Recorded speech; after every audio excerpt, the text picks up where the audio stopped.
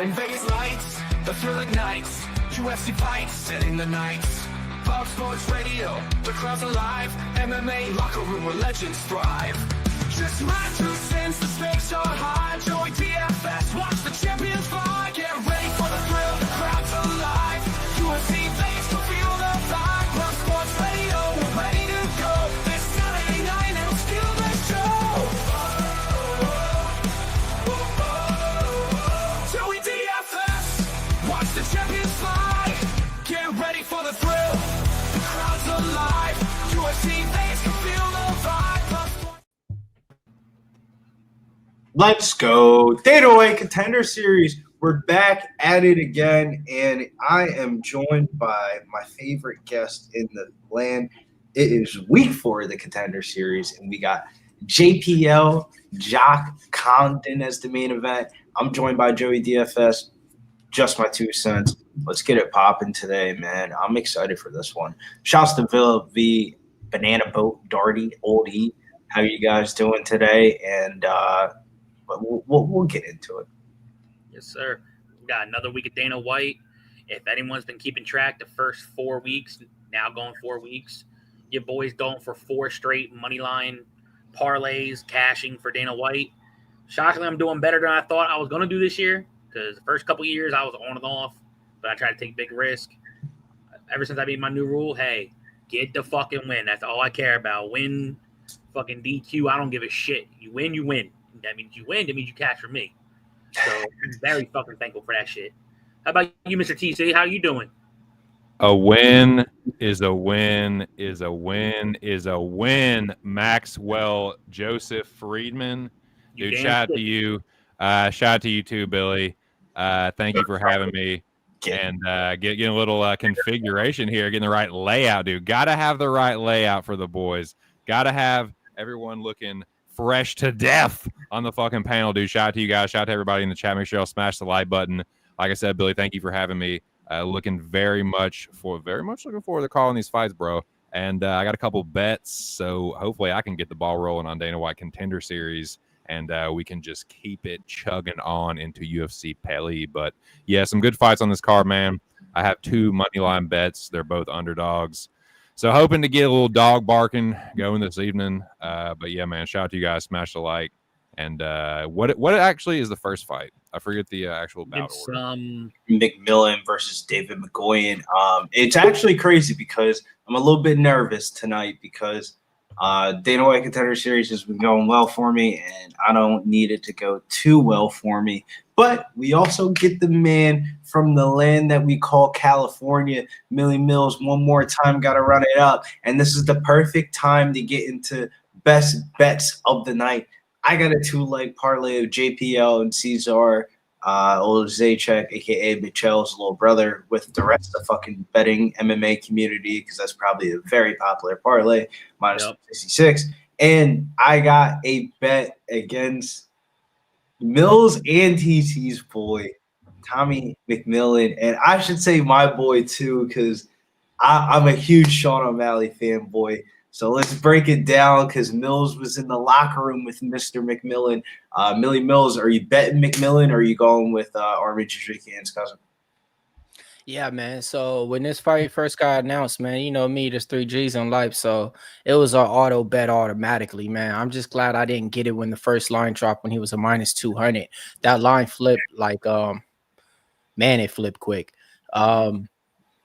This one, I like the under 1.5 is plus money. I played that, and I played him at plus 142 right now. You know, I waited all the way right before the fight started, you know, because I figured I'd get the best line.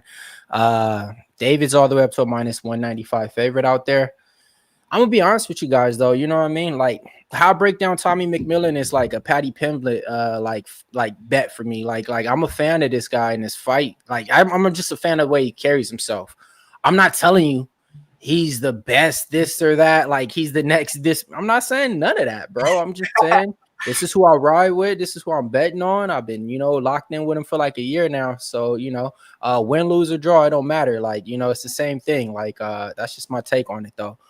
Yeah, I feel a little bit fucked up because I fuck with Tommy McMillan heavy, like the long ways. Like, I was a big fan of not as deep as you with the YouTube shit, but I did watch his YouTube shit and stuff like that. But 2 cents, were you gonna go down the path of Mr. McMillan here, and why you ended up at Tommy Boy? Yes, I do have a bet on old Tommy Gunn. I did a little tape study. I do think he is well-rounded. He's nice and well-rounded. He's got pretty decent striking, good wrestling. I've seen him do well with the submission grappling as well. And I did a little tape study on McGoy, David. We'll just say David. So I tape studied David. And he is a good grappler. He's actually not bad on the feet. Like, his hands are pretty good, but he does not check low kicks at fucking all. So I'm hoping that Tommy McMillan can give him a steady diet of low kicks. And I bet McMillan at plus 150. I did it a few days ago. The line is kind of gone back and forth a little bit. I don't know what it is right now. Sorry, I think Mills just said it, but I bet him plus 150. And let's fucking go, Tommy Mac, Sean. Yeah. Let's Sean O'Malley's boy. I hope he can get a little, a little look at the Irish. Yeah, it's actually funny that he's Sean O'Malley's teammate because he looks exactly like him, but they fight completely different. Won last 4 fights via submission. I think all-time wrestler pins in Montana state history for wrestling, stuff like that. Really high accomplished wrestler. All right, so I got it, Billy. I got 20 minutes in with him, you know what I mean? On a late night, it was like 10 o'clock and shit. You know what I mean? He hit me up and was like, I got you, man. I want to say it was last week, Wednesday night or something. We talked for like 20 minutes, you know what I mean? Wrapped it up. Man, the dude was undefeated in high school, you know what I mean? Wrestler. He was 52-0. By the time he got to the senior, grades wasn't cutting it. They was pretty much like, bro, he got kicked out of school because his grades wasn't cutting it. At that point, he's like, all right, I'm moving on to Arizona. Fuck prom night. I'm here for the fight mentality. Favorite mafia movie, Scarface. Why? Because he loves the way that he holds the machine gun when he had the chance to turn his back. I'm telling you. Don't sleep on David McGoy. This is Armin. Not a bum. All right, I was just talking about the interview because you were talking about Tommy, but then you're gonna say don't sleep. So go ahead, tell him. Cody Law ended up having to pull out of this fight. He's better than Cody Law. I think David McGoy is not the right matchup. Will Tommy McMillan be in the UFC one day? Yes. Will it be tonight? I don't think so. This is a bad matchup for him. Sometimes you don't get to control. All of his matchups been bad. He been faced against Austin Bashi the first time, Cody Law for the second one. I mean, it is what it is. I mean, you know what I mean? Like, there's no easy look, y'all. Let me tell y'all my spill on this fight card right here. I think 5 contracts is going out, and I think we see 7 of these fighters fighting the UFC within the next year, man. Sure. Everybody on this fight card has potential, and like, you know, like they're fighting against a game opponent. You know, down to this fight, down to the second one, you know, down to Nalo from Bellator. Like this Dana White Contender Series card is stacked. This so I mean, Dana White Contender Series card, but I will say, there are a couple of green, man. We'll talk about one later on in the night from Cage Titans, a Northeast regional scene from around here. Jack Condan. I just feel like there's some talented fighters on this card, but there's a couple of them that are just really green. And I think Tommy McMillan falls into that bucket category for me. Fought in Montana his whole entire life up until his last fight in Arizona. I feel like they've been. Bro, you're just sitting on here shitting on Tommy, but you said you're a big fan. I don't get it. Like, don't we got a whole podcast to do, and you're just literally just. I really don't get it though. You said your bet. I get it. McGoy's gonna win. They're both can crushers. Check it out. You can say. You can say whatever you want about like Tommy fighting in Montana. That's fine. Go look at fucking McGoy's opponents too. They got some fucking crazy looking numbers for some records. Like, they've both been doing some insane can crushing. Like, let's be real. For both of them, this is the first decent opponent that either of them have fucking faced, and I will fucking stand on that for real. Yes, it is. Yes, it is. Like this is the best opponent that McGoy has faced, and it's the best opponent that McMillan has faced. I don't give a fuck what you say, Billy. They're both can crushers. And if we're talking about crushing cans, Who's an awesome opponent that McGoy in his face for real? Tommy's crushing the little mini cans, not even the real soda cans, though. He's crushing the little mini ones. I don't deny that at all, but I'm saying who's a really good opponent that fucking McGoy's beat? But this fight is going to be lit. You know, like my point is this. I think all these fights are going to be good on this card. Who? I think we got a lot of good fights on this one. You do. Wells for what? He's from Renzo Gracie Academy, and John De Jesus fought in Bellator. You're still on this. What do we do? He said They're not. So you had to fucking reach for some jabronis cool that fought him, some jobbers from Bellator. Cool. All right, both men are in the cage right now. Okay, let's see how they line up. 27-21. Okay, Tommy's gonna be the older fighter, the more bigger fighter, the more physical fighter with the longer reach. Something that they could matter about, bro. Like whatever you're talking about don't matter. Let's give him the play-by-play. I'm just saying, bro. No, you're just talking a lot about like I don't matter. I don't care about like Your boy Ngoyan is sprawled out on the floor in a wild animal stance. Anderson Silva type of thing. Indeed. If he's smart, yes, he better start indeed. wrestling. Here we go. Hard outside low kick from Ngoyan. Tommy in the red shorts holding his ground. Both men in the orthodox. Early shot already from McGoy. McMillan with the switch flips him over, and they're back to the feet. Left hook from David on the break. I'm going to just say David. David's better than McGoy. Low kick from David. Tommy looking to put pressure on him. Stuffs the takedown. Tommy gets him in a headlock as Ngoyan tries to get to his feet. David, cousin of Carmen. The hands on this type of shit. You say fight the hands? Yeah, definitely gotta fight the hands. I agree. That's good. That's definitely good. You don't want to fuck around and just be in. No. You're gonna end up getting head and armed on this type of You want to do something. You definitely want to do so. You definitely don't want to just stand there and let McMillan start to advance this. That would be the biggest sit there rather. Sean O'Malley is that he's a lot more willing to offensively wrestle. Definitely attack your neck. Well, has a much more of a wrestling background too. Shouts to Fallon Challenger building. Mm-hmm.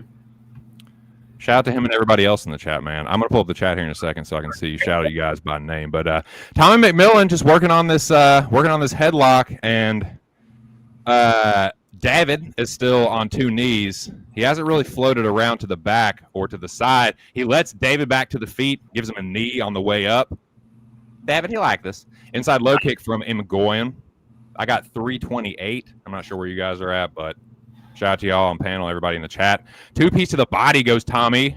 Inside low kick gets checked and he looks for a left hook as Ngoyan meets him back in the center. David with a spinning elbow that Tommy gets out of the way of. Tommy pumps the jab, but he's a kick to the body from David. Overhand right, counter right hand from David as he bounces off the fence. Hard. Whoa, right hand from David. Sits Tommy down. He takes a seat in an invisible chair. And Tommy says, oh, shit, let me get my ASICs on, Bo. Great day in the morning. Lord have mercy. Ngoyan sits him down, looking for uppercuts and a high kick. That's David. McMillan looks for the right hand and looks to clinch up, which is probably the smart thing to do. Uppercut after an elbow from David and a body kick. Spinning back elbow from David. Hits Tommy down. Holy fuck. Holy fuck. Great day. McGoy looking for single collar uppercuts and a knee that backs Tommy off. Oh, shit. Right hand from Tommy and a left hook, but Tommy rolls to his back after getting dropped again. He spins through, gets back to his feet. Left hooks from David. Hard right hands from David. Tommy turns into him, excuse me. He is going to have to weather a storm, and he is still right in it. Holy shit. That last knockdown was a headbutt when they collided. That was a headbutt that collided. Oh shit! And he's rocked from there. But yeah, he is definitely rocked. He is trying to hang on. He is diving for a single here, boys. But David, he's sprawling. He was fucked up off that spinning back elbow.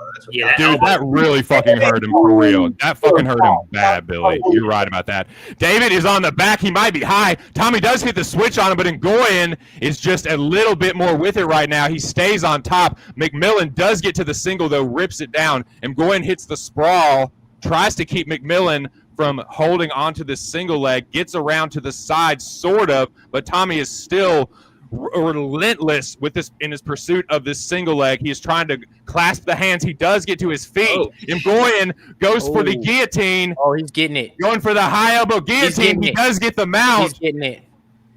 He's looking for it. Tommy has not given up on this yet, but he might just fucking go to sleep if he's not careful. He's grimacing. Tommy says he's okay. Holy shit, this is crazy. Tommy is turning into him. He might go to sleep. This is so wild. Oh, holy fuck, he gets out. How? Dude, how? The way his neck how? Whoa. How is he not done? Mgoyan says, how the fuck too? I'm going to hit you with some right hands and maybe close the show here. 40 seconds left, boys.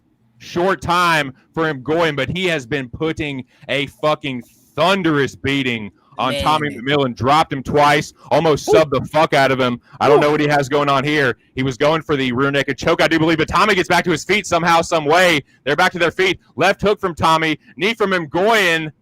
David. Hey, whoop my ass. Whoa. 15 seconds left. Tommy with a two-piece. Nah, Tommy's throwing left hook from Tommy. Mgoyan with an elbow. Mgoyan gets sat down. Holy shit, this is a wild first round, boys. Tommy looking for the front choke with 3 seconds left. They're baby.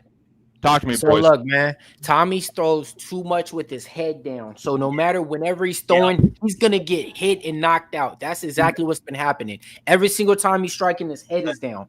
That's rule number one. So that, man, it's going to be hard to get past that. He hasn't been in a tough fight or a tough round like that. None of his fights. None of them. So, I mean, damn, bro. He got the kick and throw out. Yeah. Has to be factored in. For as much as Tommy might be fucked up and gassed out, David McGoy is also gassed out a little bit as well. But Mills hit the key on the coffin, bro. Holy shit, you can't be leaving your head down like that, bro. Like, the kid got heart, though, man. He's like, look, if you're going to beat me, he has heart for sure. God, he might be in the UFC. It just might not be the night. Like, when he had that run through the chat real quick. Let's see. Who's in the chat? What's up, boys? Big Show driving home. Philip V. What's up, Philip V? Yeah, that was nasty, Hippo. I'm out of order. I'm sorry about that, y'all. Unacceptable. Mike Wolf getting contracts. Who's got better gas tank right now? It is going to come down to gas tank and heart, Billy. I'm with you on that. Tommy's lip is fucked up. Bleeding from his mouth. David takes the center. I got 453 for anybody listening along. Because he could have quit a couple of times. He really could have, man. Mgoyan was really hitting him with some hard ground. Some of that ground and pound was fucking serious. And you see, he didn't commit to none of those positions. He kept trying to reverse it, kept trying to get out. So, like, that's the difference. He just ain't trying to go for it. I mean, but yeah, he's man. There's a cut on McGoyan on the left side of his. Mgoyan kind of got hurt at the end of that round too. I think I could be mistaken about that. Tommy with a nice jab as Mgoyan looks for the counter check hook. Like, McMillan is a good grappler. He needs to use that to his advantage. He's not doing that at all. His best way of winning this fight, bro. He got dropped twice in the first round. Stop it. Yeah, he got hurt bad, man. He got really fucked up in the first round. But David did have problems with guys with range when it comes to throwing straight shots. So maybe you can try to open up with that. Then maybe try to engage in the grappling. They both look like they're starting to get tired. Right hand from Tommy, counter right hand from David. Tommy lunges, man. He does not stay within his stance, dude. No. He lunges really badly. Lunging right hand to the body from Tommy. David is cut on the corner of his left eye. That's a good pickup. Tommy checks the low kick. David circles on the outside. Tommy looking to put the pressure on. David with a spinning back fist. Tommy sprawls and stuffs the takedown. I like to see that. That's a lot better look from Tommy. Does get the headlock. Kid got heart, though, man. I respect that. For sure, dude. If he can get a front choke, that would be so fucking sick. He's trying to go for it. Shit. 3:19 here to go. Here in this headlock position again. Man, come on. Come on, Tommy. At this rate, try to turn into him and get to his back. That's what I'm saying. I'd like to see him float around here, maybe give up on this headlock here. He's going for this front choke, though, Joey. Coach Joey's not – I can't talk about that. Coach Joey's not much of a submission guy like that. He's able to get to the back of McGoy. He does, man. He floats. He finally floats around to the back here. Oh shit! Put some ground and pound in yourself, Tommy. He might. He's looking to set up this front choke. Don't pull Gilly. Do not pull. Guillotine. Mgoyan goes to his back. In my opinion, he's got a better chance of throwing some punches than trying to attack this dude's neck. I agree. And McGoy looks like he's about to get out of his position. He does get back to his feet. Halfway point of the second round, boys. Shout out to y'all and everybody watching the chat. Right hand, left hook, and he gets countered by him going with a left hook. They almost clash heads again, which is weird for dudes in the both in the orthodox, but nice uppercut from him going right hand to the body, gets countered by David with a knee to the body. When Tommy lunges in, he lunges in with his whole head. That's really why they does, keep dude. colliding. Fucking crazy looking. That's why they keep colliding. His whole head. He does, in. man. You know what I mean? Oh, like Tommy got a fucking chin though.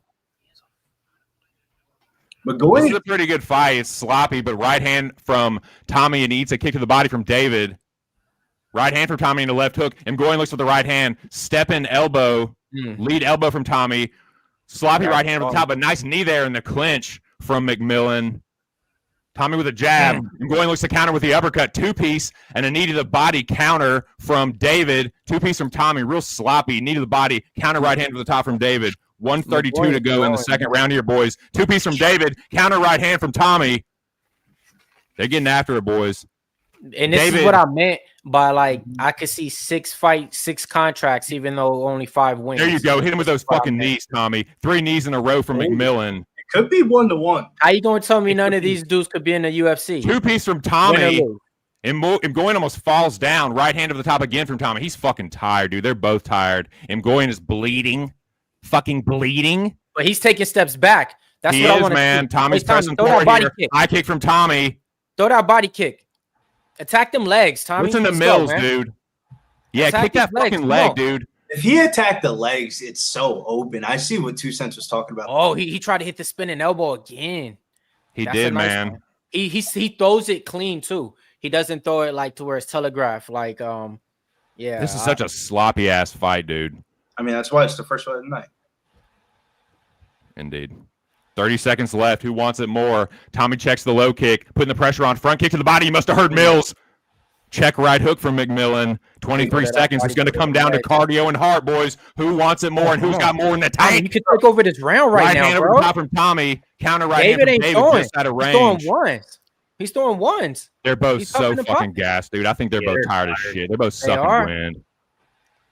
Hey, Tommy could go, bro. If he goes on the gas tank, I like those knees. I really like those knees from Tommy. Right hand over the top from Tommy, and an uppercut. Dude, man, Goyen looked tired at the end of that round, doggy. Critical on Tom Welch. He doesn't do well in pressured and corner mounts.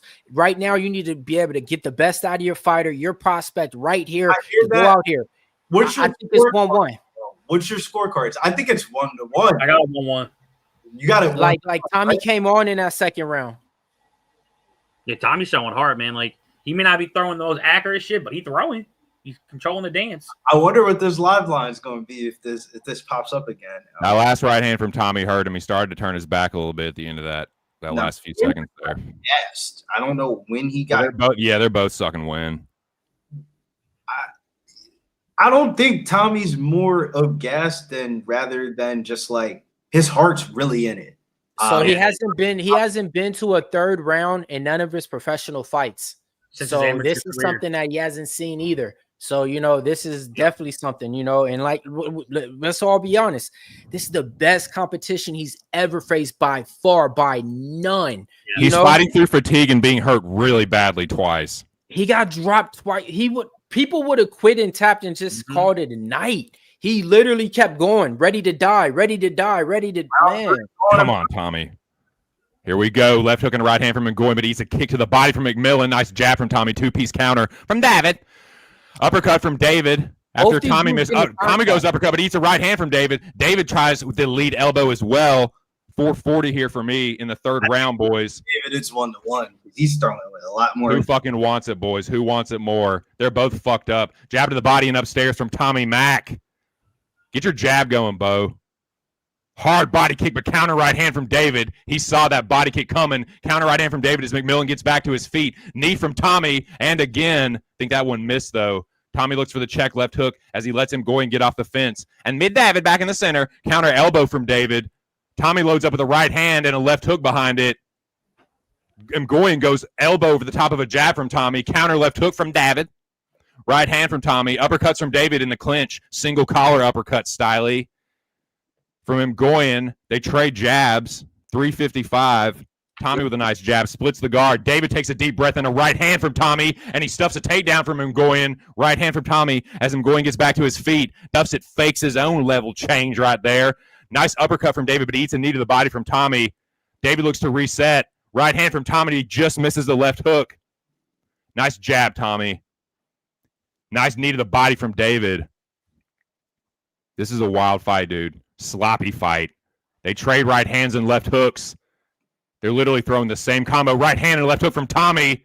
David's starting to look a little worse for wear in the face. He's wearing it. Right hook to the body from McGoy, though. Looks for the elbow. Tommy looks for the left hook. Double jab right hand from Tommy. 311. All right. Two-piece misses for McGoy off of a McMillan jab and a right hand. They come together. Right hand from Tommy. Looks for the left hook, too. Tommy pumps the jab. McGoy slips. McGoy looks for the elbow, but he's just out of range. Nice jab from Tommy. Snaps David's head back. Body kick, counter with the right hand from McGoy. They trade jabs. 244 or 245 right here in the third round, boys. Who wants it fucking more? Nice right hand from David to the left hook. They clinch up. Tommy looks for the uppercut in the right hand over the top as they break. Uppercut from David. Nice jab from Tommy. Snaps David's head back. Right hand over the top from Tommy. And a right hand. McMillan says, fuck that spinning back elbow. How about a right hand, motherfucker? Come on, Tommy. God, they're both fucking gas, dude. Fuck. Two-piece from McGoy. Nice right hand from Tommy and a jab. McGoy elbow. Tommy circles out. 213. Nice two-piece from David. And an uppercut. Tommy looks for the left hook. Nice knee to the body from McMillan. Nice jab, too. Mgoyan grimaces but throws a front kick to the body. Mgoyan's face is fucked up, dude. Come on, Tommy. Nice jab, McMillan. Y'all nice telling me both these dudes don't belong in the UFC? Come on, Tommy. Who gets contracts, win or lose? I think both these dudes belong in the UFC. Nice knees from Tommy off the fucking headlock as Mgoyan gets back to his feet. Eats a left hook and a right hand from Tommy in the clinch. Bleeding. They trade jabs.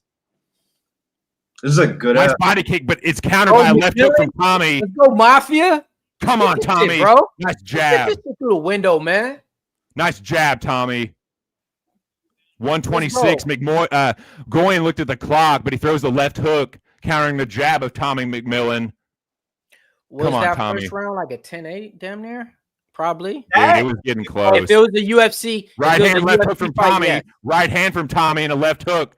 And Goyan is looking a little wobbly on his feet, dude. Right hand to the body and a left hook upstairs from Tommy McMillan. He's holding his ground. Low kick gets countered by a right hand from David. Body kick from David. 57 seconds. Come on, Tommy. Tommy's looking a little jacked up, too. His eye is swollen bad. Two-piece right hand from Tommy. Right hand over the top, McMillan. David looks for the spinning back elbow off of a jab from McMillan. Come on, Mills. Let's get him there. Dude. Right hand from Tommy and a left hook. Tommy beckoning him on. David was kind of fucked up. Left hook, right hand from Tommy. Let's go. Come on. Two-piece from McMillan. He's feeling it. Right hand Tommy and a jab. Snaps David's head back. Tommy puts his hands up. Nice jab from Tommy. Right hand over the top. Let's go. Come on, Tommy. Let's go. Tommy. Bitch up in there. Come on, McMillan. Stop him. Throw him. Get him off. Two-piece from Tommy and Gordon's just about had it. Come on. Your boy don't want it.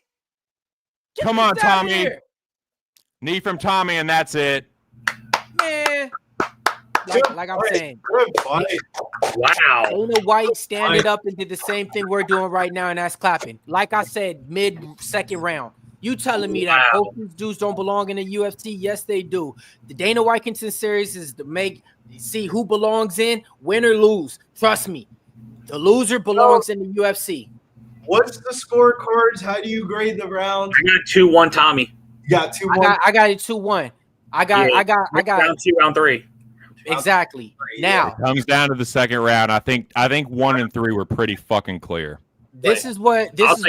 It's pretty clear. 1 and 3 were pretty fucking clear. 10-8 though in round 1.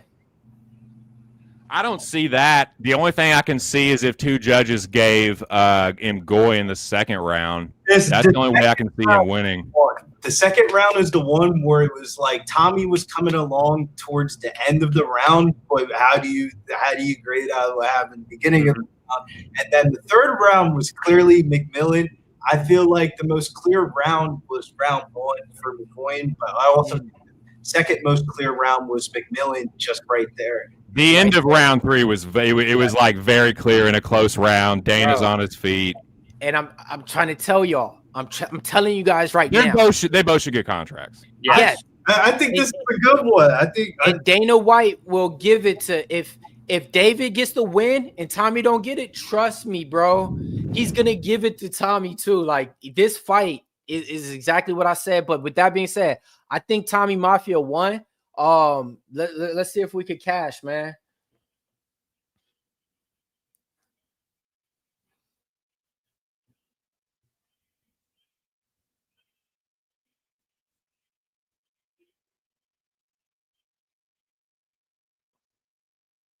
Let's go, baby! Mafia! Fucking go! Mafia Cash it, Mills! Let's fucking go, dog!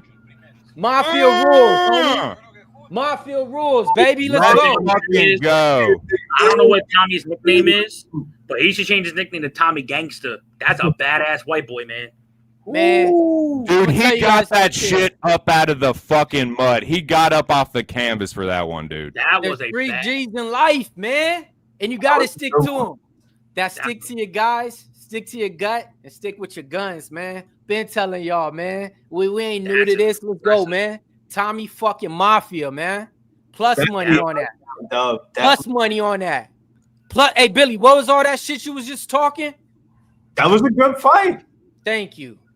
Thank you, Catch the plus 150. Let's fucking go, Mills. Let's Tommy fucking go. Hey, Condan was on it. I already knew from the jump. He was on the next play too. Like when I seen that, I was like, all right. Like, hey, look. No chief of anything can stop me. You know what I mean? I don't give a fuck if the Red Chief was on anything on this one, bro. Like this one was Mafia to the moon. Mafia to the moon. Look at the Irish it was. Only thing I'll say, I didn't have the greatest lean on this fight. The one thing I did know, and I went with this mainly due to I knew he was American Top Team guy. I went with David because I know that I thought he was going to change style more. I saw the interview. I had mad props for Tommy. He was wearing that Majin Buu fucking Dragon Ball Z hat and shit. So I was like, all right, you know your shit about anime. I fuck with that. But he gained look, I'll say this right now. I'm on the train of Tommy on some real shit. He's a badass fucking white boy. Holy shit. Yeah, man. Like he's like, bro, I'm from Montana. I ain't had shit. He's like, I ain't come up with none of this stuff. And I'm like, you know, like, bro. And he fought like it. But look, I'm trying to tell y'all really haven't seen him grapple and stuff too. Like the Tim Welch movement though. Man, I wish he would just. But yeah, bro, like yeah, man. Fuck. Shout outs to him though. Shout outs to Tommy McMillan, gets it through the hoop. Already a decision. It was a greasy one, but he ends up getting. Let's go, baby. Let's go, man. Go, dude. Let's go. Hey, that you already know, man. I'm gonna be honest with y'all. That feel like the Wellmaker win for me. You know what I mean? I got to interview Malcolm Wellmaker before the Dana White Contender Series, so I had a little niche with that. Speaking of that, that's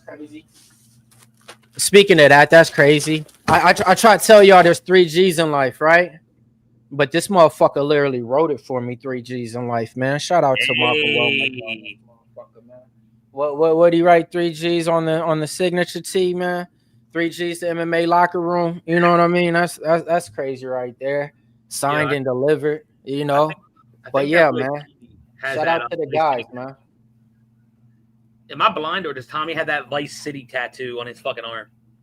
Probably does. I mean, gosh, damn, that boy went through a grinder for that dub. Yes, dude, he really did get that about the mud, and I stand by McGoy getting the contract. Yeah, shout out Nasty Nate. He said he bet him because of that man right there just interviewed the dude that just won that fight, which was it's fight of the night. Like, good luck beating that for fight of the night, dude. And I stand by him going getting a contract, man, because he fought a hell of a fight. He is going to spark somebody out in the first round.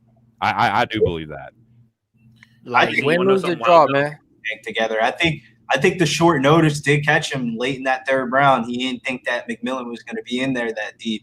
He definitely tried to go for the finish in the first round and ended up gassing out.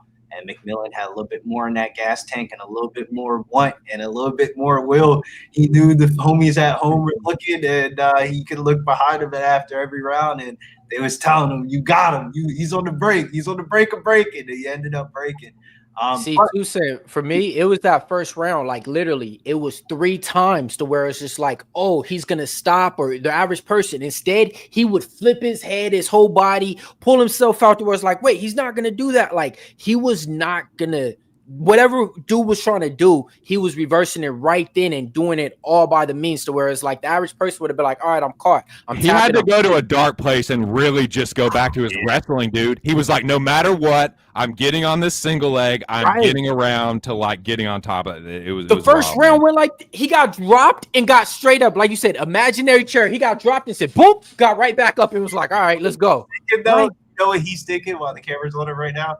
Damn, the Dana White Contender Series like this shit. What's the UFC like? Hey, that's what he needed. Look, face all fucked up, dude. Like 2 black eyes, bleeding. The undefeated record going out there. He made the press thing, bro. Like I'm trying to tell. Hey, man, the interview's probably gonna be at 1,000 now. We was at like 800. We was at 500 before the day started. Right, bro, can we get the next fight? Because we got Anton Ho versus Chapoline. Chapoline. So this is going to go down as you thought that fight was good. Well, these two got better gas tanks, so this a little bit even harder. They have no voice after these fights. So coming back to the Dana White Contender Series, there's a long list of people that came back in the Dana White Contender Series that have won, and there's also a long list of people that have lost. And we go to Chapoline, who was on Tough. And they did him dirty. They stuck him out and they said, that boy gonna struggle making weight. And did he struggle against Joseph Morales, which actually ended up in hindsight not being that bad of a loss considering how he looked against Adregis or wherever the fuck that little Muppet's name was that he ran through. Little Muppet. Yeah, nah, let's be real. I mean, the way he ran through him, that wasn't that bad of a loss.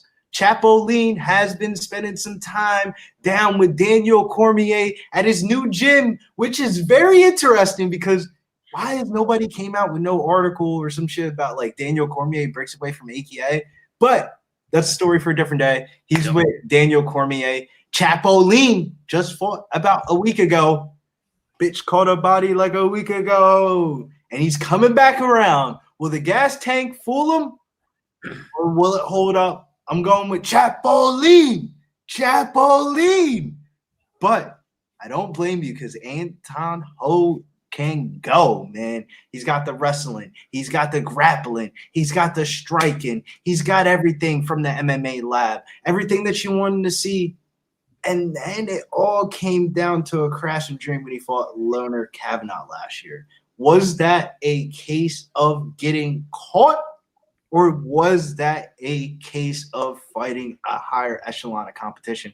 We shall find out. I was going to say, we're truly going to find out tonight, dude. For real.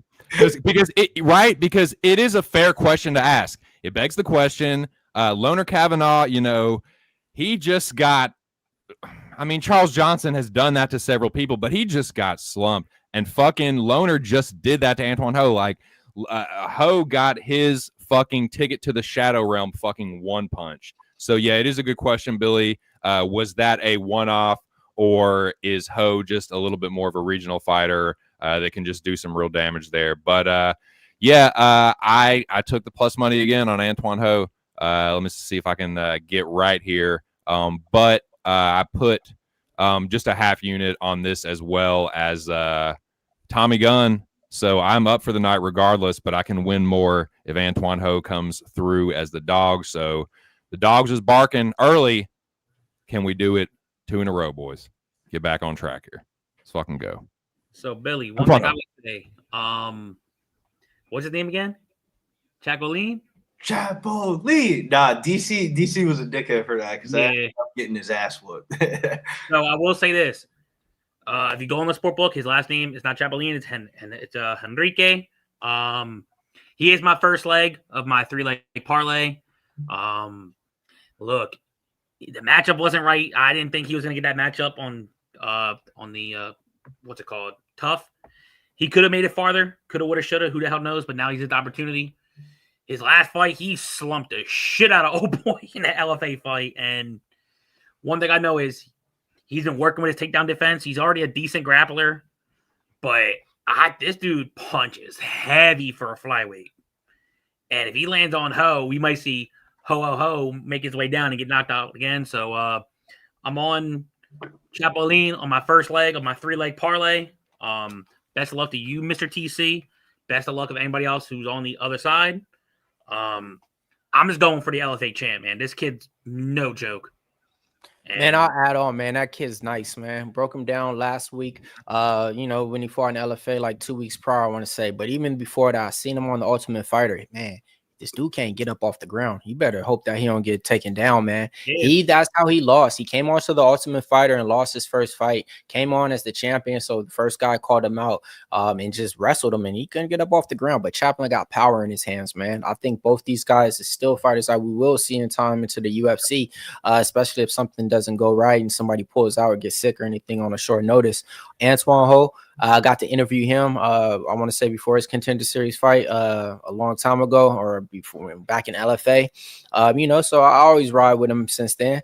But this guy Chapolin's a difference, man. He's the champion out there in LFA, and the people that Antoine Ho fought compared to Chapoline don't even compare. They were never trying to give Antoine Ho a top contender fight, to fight for the title at LFA.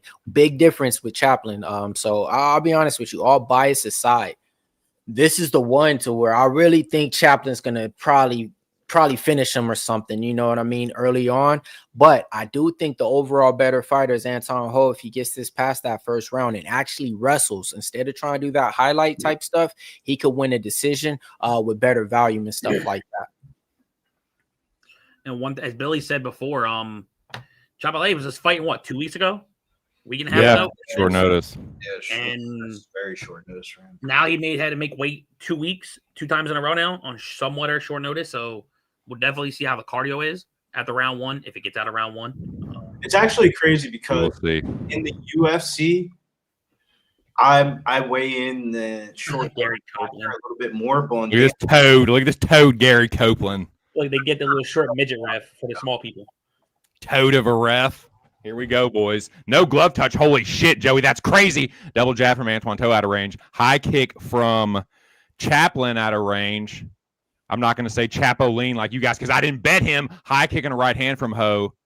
Body kick from Ho. Head kick gets parried by Chappie. Ho switching stances. Or Gordo or some shit. Gordo. Chapo switching stances.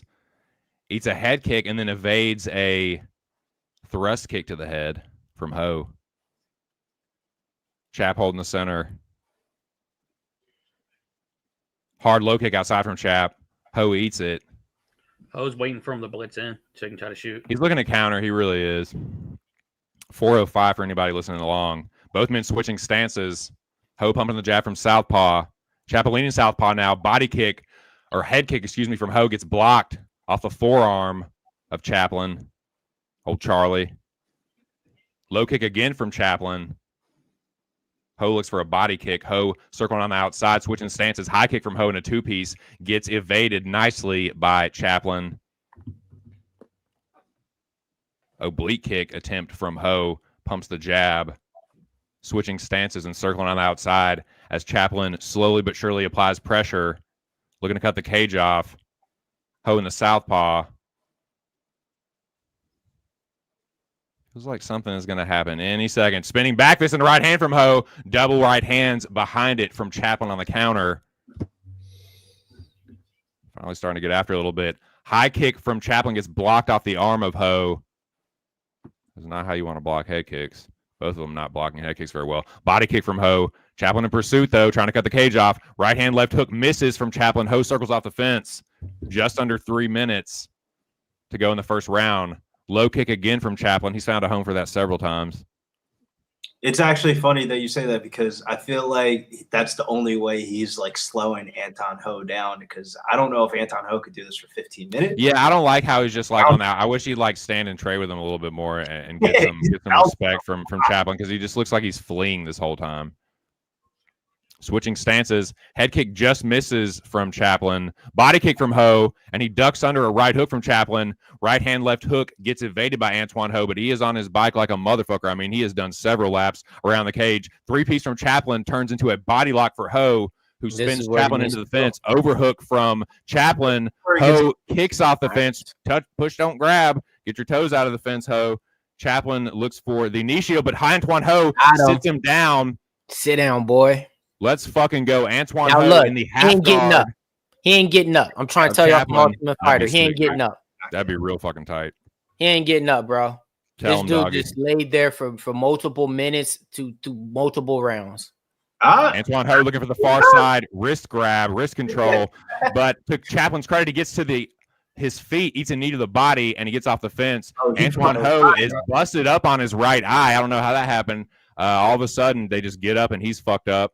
Of course, that figures. Spinning back elbow from Antoine Ho, and then they clash heads, and then Chapoline looks for the takedown, and then a right hand from Chapoline, right hand to the body. He smells the blood. Antoine Ho looking to get off the fence. Elbow from Antoine Ho, and then he ate maybe an illegal knee there, but he's in on a takedown attempt here. Bro. He looks kind of fucked up, though. He gets back to his feet, though. And they connected heads before that, too. That looked like an illegal knee, too.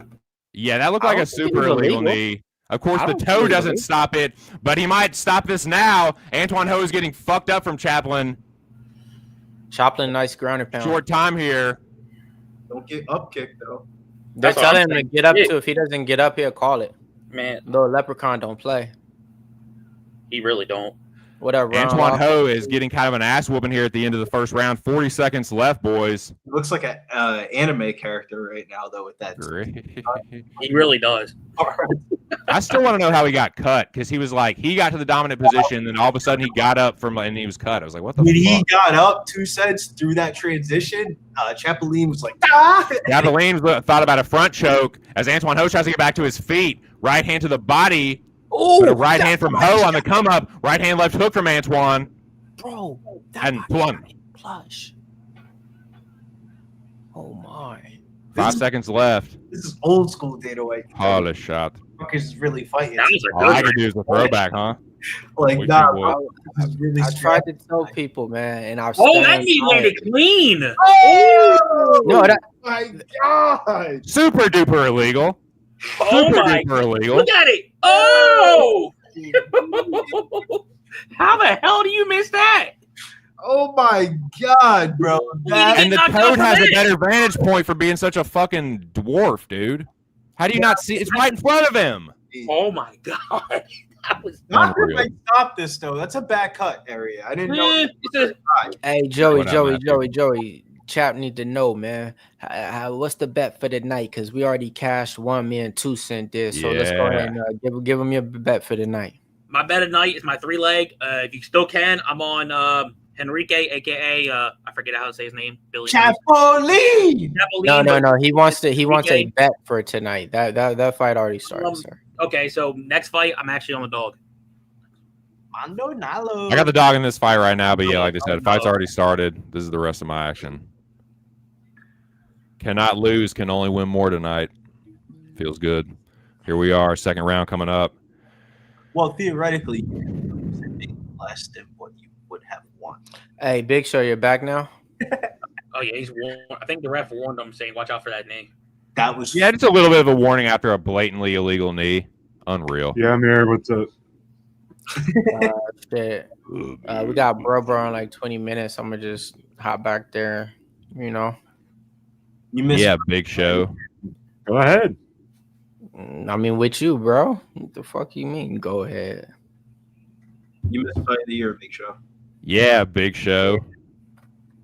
Spinning back fist gets countered by a left hook from Antoine Ho. They're getting after it early in the second round. Hard low kick from Chapoline, though. Old Chappie throwing low kicks like a mugger fugger. Yeah, but that shit's working, though. Antoine Ho I don't like it. The stances on him. Let's see if this could pay dividends, man. But He's this not is checking, it's pissing me off. This is why I want to see the fight. You know, I think that he can make adjustments and win a smarter scorecard. The way he wins this fight Should be some Antoine from the Southpaw. Sorry, Billy, you're 0-1 right now. Stop it. No, bro. When he shot that takedown, he got that takedown so easily. Body kick from Antoine. There we go. That's what I'm talking about. That's the way. Oh, yeah. Exactly. Mm-hmm. Antoine now in the orthodox just misses the left hook. Jab to the body from Chapoline. Chapoline with a nice low kick. That one finally gets checked. Finally checking a low kick. Left or right hook, from Antoine, but it gets blocked. Chapoline looks for the 3-piece after Antoine kind of falls the fuck down for some inexplicable reason. Right hand to the body from Chapoline as Ho circles out from the southpaw, switches back to orthodox and circles back the other way. Round and round and round they go, playing fucking ring around the rosy on the outside. Started to piss me off a little bit.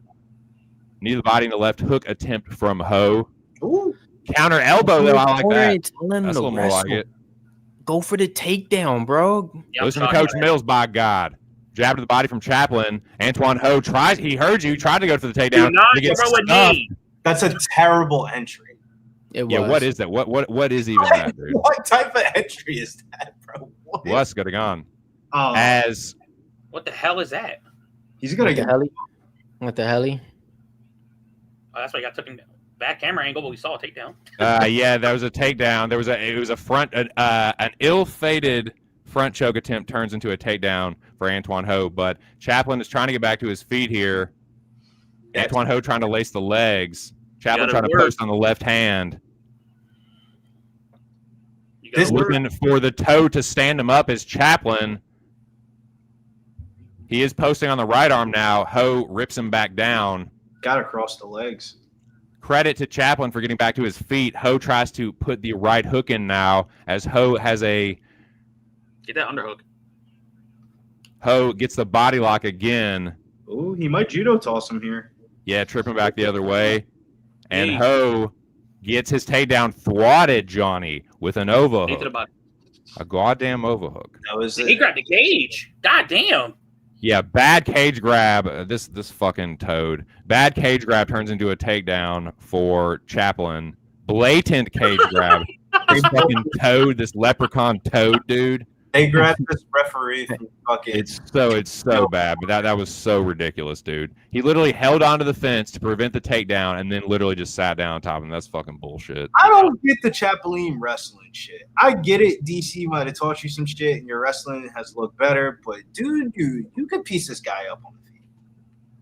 Man, you better brawl out, man, before he fucking takes your leg. The only thing is let's say Anton Ho gets out of this. He's getting Antoine Ho on the single leg now. I think that's what Joey was talking about. 118, elbow to the body, and Chapoline looking for uppercuts, left uppercuts around the guard under the armpit of Antoine Ho, who's looking for a single leg, had a double leg attempt for a second, looking for a fucking high crotch that he's nowhere close to fucking getting. Good takedown defense. That's a good overhook again for Chapoline, who almost floats around to the back, but Ho recognizes it at the last fucking second, but he still might get his back taken here as Chapoline has 45 seconds to work here in the second round on Antoine Ho. Bro, I get Chapoline gets his right hand free, lands a couple right hands. Man, if he's that tired, if you got struck at distance. Ho gets back to his feet finally. 30 seconds left. Chapoline looking for a takedown now. Ho looks for the overhook, but it just leads to a fucking takedown for Chapoline. I didn't see that also. He's with DC. I was going to say he's in the half guard of Ho, I think. Yeah, half guard. That was DC's number. Ho trying to use a butterfly hook as Chapoline moves around, trying to get to half guard, but then it leads to a right elbow from Chapoline as he postures up. 3 seconds left. Gary Copeland is such a fucking terrible ref, that fucking toad. He is. So, takeaways from this fight so far. DC taught Chapoline how to win minutes. Two blatant fouls from Chapoline that somehow that short little bastard missed. One did damage and one led to a fucking takedown. It's like this is fucking bullshit. You called McGoy a rat? Nah. Chapoline's really the rat. He is ratting himself from he's like cheated twice badly. He is ratting himself to his fucking decision right now. As long as he doesn't get caught. It's all good. I'm glad Ho was not the only bet. I'm glad he wasn't the fucking bet for me. I'm glad they. It's like how did you not see it? Why is he wrestling? I get it. He's getting the takedown, but after the initial submission attempt, Anton Ho is able to counter wrestle that, and he's the better BJJ artist, I would imagine. Unfortunately, I don't want to say that. He's just the DC's there. He's like, come on, my boy. I just don't get it, man. Strike at distance. If this dude's that gas, you can fucking knock him out right now. DC look like he's sweating like he got money on this. Well, Chaplin's from his academy. He's from the Gilroy Academy. But Chapoline. I think DC taught Chapoline how to win minutes because Charlie Chaplin cheating his fucking ass off, but he's getting away with it here on Chicken Tender Series, boys. Shout out to everybody watching. This has been a pretty good, it's been an okay fight so far, I guess. Definitely not compared to the first one. It's definitely not held a candle to the first one, but I expected better. So I can't say watching this fight that either of these guys, both these guys belong in the UFC. I can't say that, right now at this point. Body kick in the right hand over the top from Ho, circling on the outside, third verse, same as the second. It doesn't really rhyme as well, but it's fucking true. 425 and an easy takedown from Chaplin, effortless. Nigh effortless. Be tired. I think he is tired, and I think he is not UFC level. Right. So, and I think Dana White learned my lesson, but I didn't learn it. No. I think if you gave Anton Ho a chance on the right matchup, he end up fucking up somebody like Kwang Bang Lee. But no, the thing is though, this dude Chaplin isn't blowing me away either. And he's a fucking cheating rat too. So he has. If you watch them on Tough until now, I'm still just not blown away. It's just Ho being just not very good. So Toussaint, I'll add on. I don't think either one of these guys with the first fight, the way it went, if there's an option, I don't believe that Dana White's just gonna say, "Come on over here, kid," to either of these guys who win. Yeah, exactly. Right? The 10-10, though. The 10-10 flyweights. Hashtag flyweights, man. Again. You're already the elephant. This right here does not get you a contract. This right here. Right. Mills, think about Dana White's signings in the last year since they cut Makayev and flyweights they bought in Kaya Sakura. I mean, but just like Toussaint said, this don't get you a contract. Regardless. I agree. I mean, I think if you gave these fighters an opportunity, I think they would capitalize. Well, this is one shot. Just show what you got, and from both these guys, this is the shot. None of them really went like Dana White got up out his seat and is glamored. Yeah. After that, coming to this, he's gonna be like, "Wow, that really sucked." I guarantee. Going for an arm triangle here. You gotta get to the other side, and Antoine Ho uses it to hit the switch. Oh, reversal and get back to his feet. Elbow over the top from Ho. Come on, Antoine, pull a late knockout out of your ass, dude. That'd be fucking sick. I'm not hoping for. I'm not going to get my hopes up, though. I refuse. Ooh, big leg. Low kick and a right hook from Ho. I think he just missed the hook, but he definitely landed the low kick. Nice jab. Counter right hand from McGoy or fucking Chaplin, but he gets thrown to the ground. They were both wearing blue shorts. From Chaplin, Charlie Chaplin. Come on, Ho. You got to put him away. You got to know that you're down on the right. You got to get the finish here. But McGoy might get a triangle if he's not. If Ho isn't careful, he's gonna lock him down there like a fucking rat, dude. Come on, Ho, get this fucking late stoppage, dude, or get put in a triangle like a. Nalo went from plus 165 to plus. There we go. Knock his ass out, dude. You have to. Short time, but you can. Right hook from Ho. I'm shocked Chapoline's so willing. What are you fucking doing? What are you fucking doing? Ho's a retard, man. He's like, Windows, man. And he just rolls to his back. Ho's a retard. He just rolled to his back like a fucking little bitch, dude. He was like, hey, roll over. He was like, all right, scoot over. This is crazy, though. He just capitulated to him. That's, man. Yeah. It could be a size thing because Chapoline's a big ass flyweight. It's just the thing of I don't think none of them is like if they're fighting the top 25 people in the UFC, like I don't think that this is something that the Dana White wants to see right now. I think two things. Chapoline got a lot better from Tough. And secondly, he's also just fought like a week ago. Mm-hmm. This ain't it for Chapoline though. They like this. You got to try a little bit more with the top position, dude. Yeah, I don't know this game. McGoy might get the call before, but he ain't no flyweight. Right. He ain't no flyweight though. They got it don't matter. I mean, he is, dude. He is fucking. That is some hoe shit, dude. For real. Just roll to your back, hoe. Nah, roll over, hoe. He got hoed when he got soccer. Literally like roll over, hoe. When he got soccer kicked in the first round, that was crazy, bro. That was one of the most blatant illegal Ds I've seen in a while. But is that not legal anymore, right? 30-27 or 29-28? That was a fuck ass fight. That 29-28. Shitty bet on Ho. Like I'm a dumbass for betting Ho, but that fight kind of sucked. That fight definitely ended up sucking past I would say past the 2-minute mark of the first round. Like if you told me there was an over/under on takedowns for old boy Henrique, I would have said the under. But I was like, DC's like, I taught you how to fucking control fights, motherfucker. Like it's annoying to give up some of my like it's still a winning night. It's just annoying to give up some of my winnings like to fucking like that dumbass. But yeah, like definitely some things to take away. Obviously what's his fuck is gonna get Chapoline is gonna get the win, but will he get the contract? I'm interested to see that. I don't know.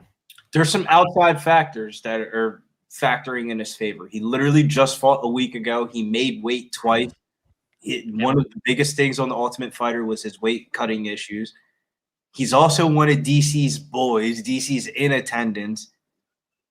Thirdly, they just signed a lot of the guys from the Ultimate Fighter though too that didn't even make the team. So I mean, like he'll probably be in the UFC, but it's just like, hey, stay around your phone, bro. Like, you know what I mean? Like, but contract wise, I don't know about that. But Chapoline, thank you, Joey, because he's like crying. God, Chapoline. First leg down in the 3-leg parlay. All I gotta do is wait for the 2 favorites in the co-main and main event, and now we chilling, y'all. Let's get this. There you go. So we gotta talk about the next fight because we gotta get straight into it. Let me tell you about a story of March Madness. We're sitting in the joint, and everybody's arguing. Let me tell you a little story about March Madness. Like that was some Beverly Hillbilly sounding shit, Billy. That fucking story. We're arguing about Kevin Holland, Gunnar Nelson, and I'm preaching the Hardwick brothers. Like what? Who the fuck are the Hardwick brothers? I know who they are. 2 of them from Cage Warriors. So one of the last fights I literally taped before we went down for Pubapalooza was Samuel Silva. And he was like this Brazilian dude. And I watched the wrong last fight because the fight that I watched last was his most recent loss. And he got fucking mollywopped in that fight. And the wins were like some jobbers. And I was like, Hardwick brothers, this is a lot. And fucking George Hardwick really ended up losing that fight to fucking Samuel Silva. When I mean he ended up losing that fight, Samuel Silva was like a +4 something. Big dog. Yeah, and the fight before that he fought, because I did my research, he was like +350 in the fight before that. So he's been in line at damn near fucking like dead odds of +300 or more in his last 2 fights. He ends up beating fucking Hardwick in the fight. Jeff goes, Hardwick loses. I go, Jeff, what the fuck are you talking about? They even fought? And he's like, nah, he really lost. He got mollywopped. And I'm shocked that we're here with Samuel Silva on the Dana White Contender Series because he won the fucking lightweight belt off of fucking George Hardwick. fuck this guy to the fucking core. I do not like this guy. This dude's a fucking bum. He has a better gas tank than Nalo. If this goes all 15 minutes, he probably wins a decision or he's live to win a submission. But I think Nalo has the ability to knock this guy out. Mando Nalo, big fan of him. During Bellator, backed him a couple of times, faded him a couple of times. The fade with Nalo is usually with a wrestler like Adam Piccolini. I think these two boys are going to strike, and I think he ends up getting caught by something. Mando Nalo is my pick. Yeah, I'll make it short. I got no bet, but I do like the dog and Nalo. I remember watching him during Bellator. When he touched somebody clean, they go to sleep. And Silva, there's times where he can be low volume in fights, and that's something you do not want to be versus Nalo. Because if he gets his hands going, he can put anybody down. But they both have durability issues. Could one person finish the other? Absolutely. I would say the line, if you wanted to parlay it, fight doesn't go to decisions, minus 450. But if you want to try to do some degen shit, but I'm on Nalo as a dog, and I think he's live to get a knockout, which at the knockout prop I saw, I think is at plus like 220 or 280, one of the two. It's in up 200. So, what about you, Mr. TC? What you got? You got any thrill for this upcoming fight? I do not, man. I'm done for the night. It is a finally a winning night for me. I'm not tempting fate. I'm quitting while I'm ever so slightly ahead. Shout out to Tommy McMillan and Mills again. Check out that interview. It is up on Pub Sports Radio right now. Shout out to the whole pub. Shout out to everybody in the chat. Let me run through the chat real quick, man. Let me shout out the homies. Philip V, Banana Boat. What up, Dan? Shout out all the way across the world to the Aussie. Old E, my dude. T Moss, my dude. What up, Derek? What up, Mikey Malls? Flea Mathis.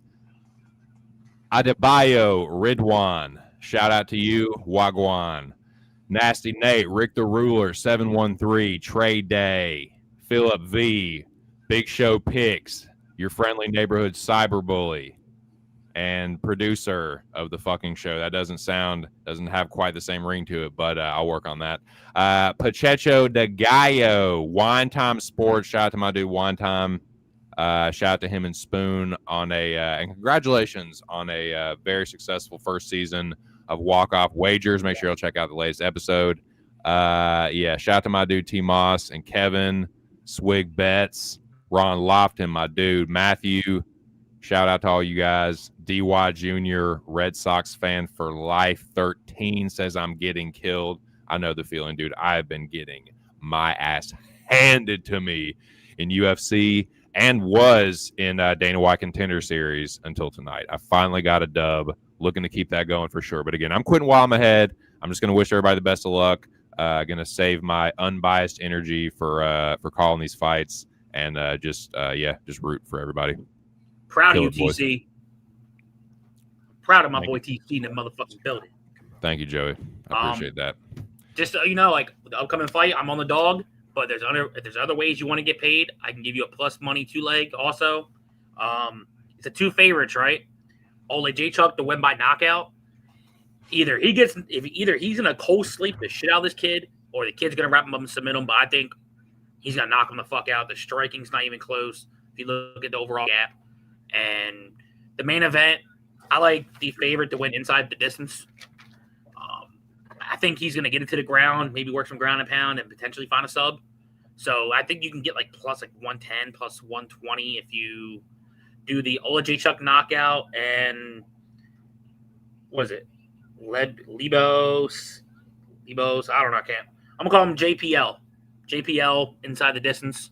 I think you can get like plus 120. That's fucking JBL, dude. I almost did. JPL's kind of nice though. Hopefully he is. Hopefully he fights accordingly because it doesn't try to. Sometimes this shit goes on the Contender Series. You can watch the tape, and sometimes these people end up being way too swingy happy, and they don't end up wrestling. But I think this is going to be a banger. I think though, if Nalo does not find a knockout within the first 7 minutes of this fight, he's done. He's live by the other side. I think, honestly, I don't know why there's so much money. I get why there's money coming in on Mando on Nalo here, just because of the line history. If these two fought in Bellator, this dude would be like plus 200. But after he beat a Hardwick brother, now he comes in here fight week minus 200, gets bet down accordingly. I think if you would bet Silva, I would just chase like the plus money angles of this fight rather than trying to pay chalk for him, because I think if Nalo wins, I think his only win condition is really by knockout. Because that's how I thought Hardwick was going to win. And Hardwick just fucking stared at him. Both fighters to win inside the distance at plus money. I do think someone's going to get finished in this fight. I wouldn't say that. Nalo has never won a decision before in his career. No, that's why I don't think Nalo wins a decision. If Nalo wins, it's going to be inside the distance. But also, if Nalo, all three of his losses are inside the distance, and Silva can get finishes. There's a first time for everything, Joey. I think that's what Billy's trying to say. I understand you, Mr. Silva inside the distance, plus 110. That would be the way to attack it. Mm-hmm. Plus money. Nalo's a whack-ass Canadian, says Matthew Green. Cheers, boys. This is a sample from the David Goyen pack. I like that one. I like that. Yeah, man. Man, what'd you say? You got any action coming up? Not really too much on this one, man. I actually think the dog is a little bit live in this fight. That's why I think, money's coming in on him. I was backing him before in Bellator, but man, he shit the bed a couple of times, man. When he was supposed to win. So it's like I don't know, man. But Souza though, I seen it striking. I think this fight is definitely not going to the scorecards. And I think this one finishes in the first round. As far as calling the fights, though, as far as finishing, I've been wrong on both of them. I had the unders in both the first two fights, and none of them hit. So you thought it was going to be like last week, just finishes after finish. Nah, I just thought on both of the fight, like that last fight was just, I don't know, man. That fight did not go the way that I thought it was going to go at all. Like it kind of like I said, like I had a good remembrance of Chapoline 2 weeks ago coming off that knockout. If he just would have stayed off that, he would have gotten in the UFC. Like, all right, come on over here. Yeah, now it's like, he might get favored in though because of DC though. You also have to factor in the dude cut weight. No, I do, and you made the good point on that. That's why I was like that does take a heat, and it does say like, all right, well, cool, you came out there and got the victory over another like talented fighter, blah blah blah. So I get it, and he's a good fighter. You can be reliable. We called you to come in on short notice. Right. Yeah, I was gonna say I could see Dana giving him a little shit, but then signing him like, okay, in the next one we're gonna have to see a little bit more of this, but like you did with blah blah blah, like almost like a backhanded compliment or something. Like, right.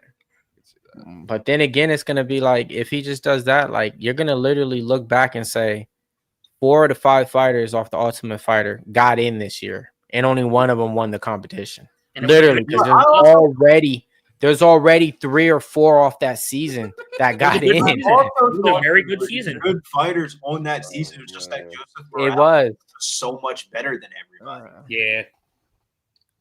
And I think it's just also they know already that we're like, hey, we'll get these young guys 12 to show up and clear out these guys that we're paying 20 to show up. You feel me? And they give you a little bit more entertainment. Yeah. They could say that they was on TV. I just want to say one thing. We cashed that Tommy Mafia bet over here, baby. Tommy McMillan, man. Go check it out, man. Cashing big plus money on the Contender series, man. I wish I had the cojones to bet it. And that fight, man, people's gonna be talking about like that fight was won to where it's like, wait, yeah, right. Like he came back from that. But in the UFC though, it's gonna be at a higher level, and then people are gonna snipe with the snipe. So you gotta really take it slow with him.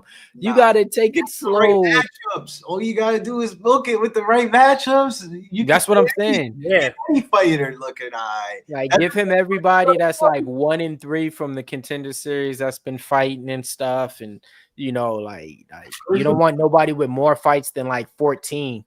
Like take it slow. One thing I'll put money on his first fight and his whole training camp. Like, look, you brought out for the Contender. But for the love of Christ, keep your fucking head up when you're gonna fucking strike. Oh my god, That it was. Holy God! I mean, yeah. I was like, wow. Yeah, some definitely like some work on the fundamentals, dude. Like the footwork and like distance management fundamentals. It's like, sad. It's like that. My dad would lose his shit when he taught me to box. He's like, "What the fuck are you doing?" And like, you talk about not taking your fucking feet with you. Good night. In my opinion, though, for McMillan to win fights in the UFC, he's gonna have to become a better striker, because I don't think that wrestling and grappling shit's about to work against like motherfuckers that can really wrestle and grapple. He's 36. Like he's got decent hands. Like he's got a good jab. Like he throws the right hand and the left hook pretty good. But it's like the footwork is crazy. Like the distance management is crazy. Like leading with your head and shit. Like you're clashing heads with the dude, and you're both orthodox. Is wild. But here we go, boys. First round of Nalo and what's the other dude's name? I didn't fucking tape this. Silva. Samuel Silva. Yeah, here we go. Low kick from Nalo, countered by Silva. High kick from Nalo to the dome lands clean. In this first round. Kick. Holy shit. Like, they trade low kicks. Nice jab from Nalo. Double jab. Front kick and a right hand from Nalo lands clean. Getting a big reaction out of Joey. Right hand, left hook from Silva. Backs Nalo off. Meets him back in the center, doing the man dance on the monster cam, boys. Doing the dance. Feeling the flow. You and me, we're going to go round and round. Front kick now from Silva. This front kick from Nalo has landed early twice. Maigari Jodan. Awkward step from Silva as Nalo looks for the left hook. Hard low kick gets checked, I believe. Nice jab from Nalo. Looks for the left hook behind it. Check left hook. Silva fakes the level change, but eats a front kick to the face again. That is a fucking fast front kick, dude. That's fast, bro. Anderson Silva like. Oh my God, baby. I love that. Anderson Silva. 345, I see. Left hook right hand attempt from Silva. Nalo rolls out, meets him back in the center. Just fighting on a napkin on the monster can. Front kick gets parried from Silva as he backs off. Nalo pumps the jab. Silva in southpaw now. Outside low kick from Nalo. Now you see why I faded Samuel Silva during March Madness. This dude fucking sucks. Agreed. He's still going to win this fight, but I think this dude fucking sucks. High kick from left hook from Silva. Stumbles Nalo awkwardly. Silva looks for that left hook is starting to land for Silva.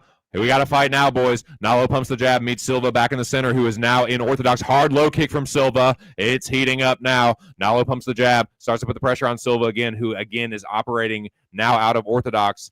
Silva gets on his bike, circles on the outside.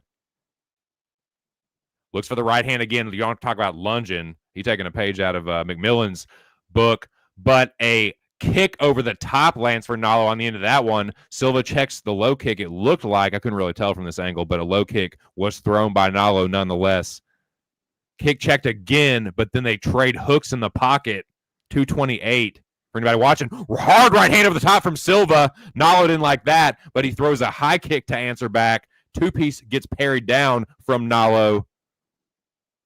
But he's gotten clipped now a couple times. Silva fighting his way back into this round. 2:12 to go. Low kick from Silva from the southpaw again now. He is cut under his right eye. High kick and a right hand behind it from Nalo. Same side attack. Same side fist attack. High kick misses for Silva.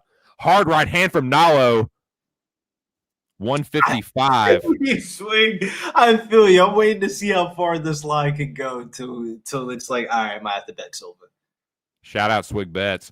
Straight left hand lands on the step in for Silva, but he eats a low kick, steps forward with a 2-3, or it might have been a 3-2. Couldn't really remember. Holy shit! Hard right hand from Nalo sits Silva down. Nalo is going to stop this fight. It is all over. Nalo gets it done. Holy shit. He slumps Silva, who's in a heap. Getting tended to by Herzog. Low key, I can't even be excited because this is like 3 months too fucking late. 8 months, 10 months too fucking late. This is what Hardwick this should be Hardwick. Hardwick was supposed to knock him out and get signed. Now you get this 34 fucking 6-year-old fucking I Canadian don't get that, though. jobbers. Didn't you bet Nalo? I'm just Who? saying. Billy, like I'm a Billy Hardwick no selling fan. the fucking I'm dub. a Hardwick fan. I'm just saying that you let some jobber ass Brazilian beat you. We in hit him your with a own bop. town. I feel like you have a letter Damn, to Hardwick, slow, like bro. Mac has a letter to Chase Utley. Ooh, that's not That's good. just crazy to me that he looked like that's the reason why he's plus 300 in his last 2 fights. Dude, the right hand from Nalo is legitimate. He folded him like a fucking chair. Shout out Holy to Philip shit. V. He said cash the straight and the under. Cash it. Shout out to you there. That was a good But I bet. wonder if they had an error because Tapology has him as a 33, and they said 36 on here. So I don't know.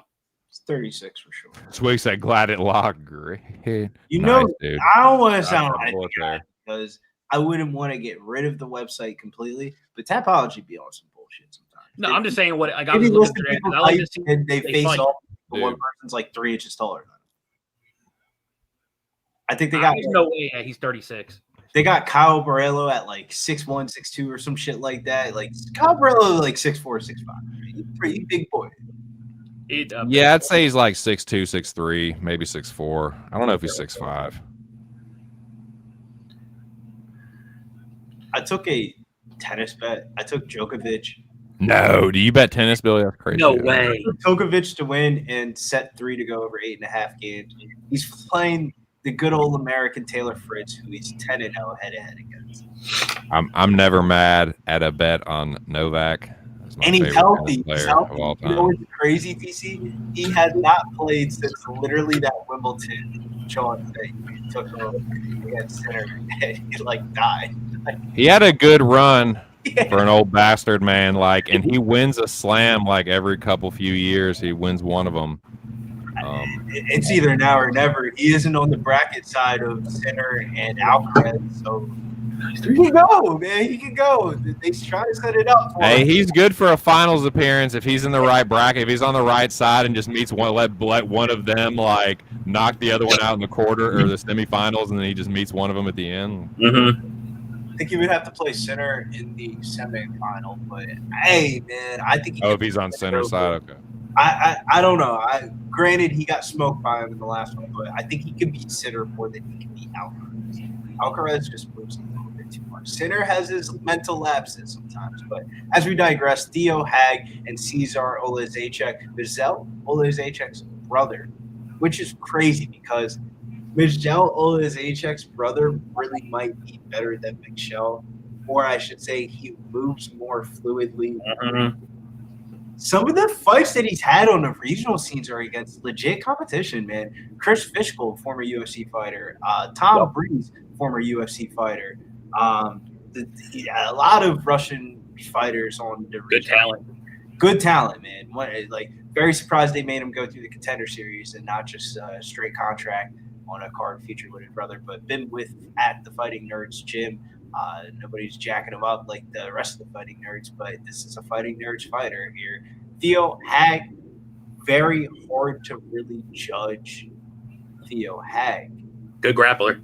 Good grappler, good submissions. He's from AKA. Everything you would think about from AKA, he's got. He's got good grappling, good submissions, 5-0.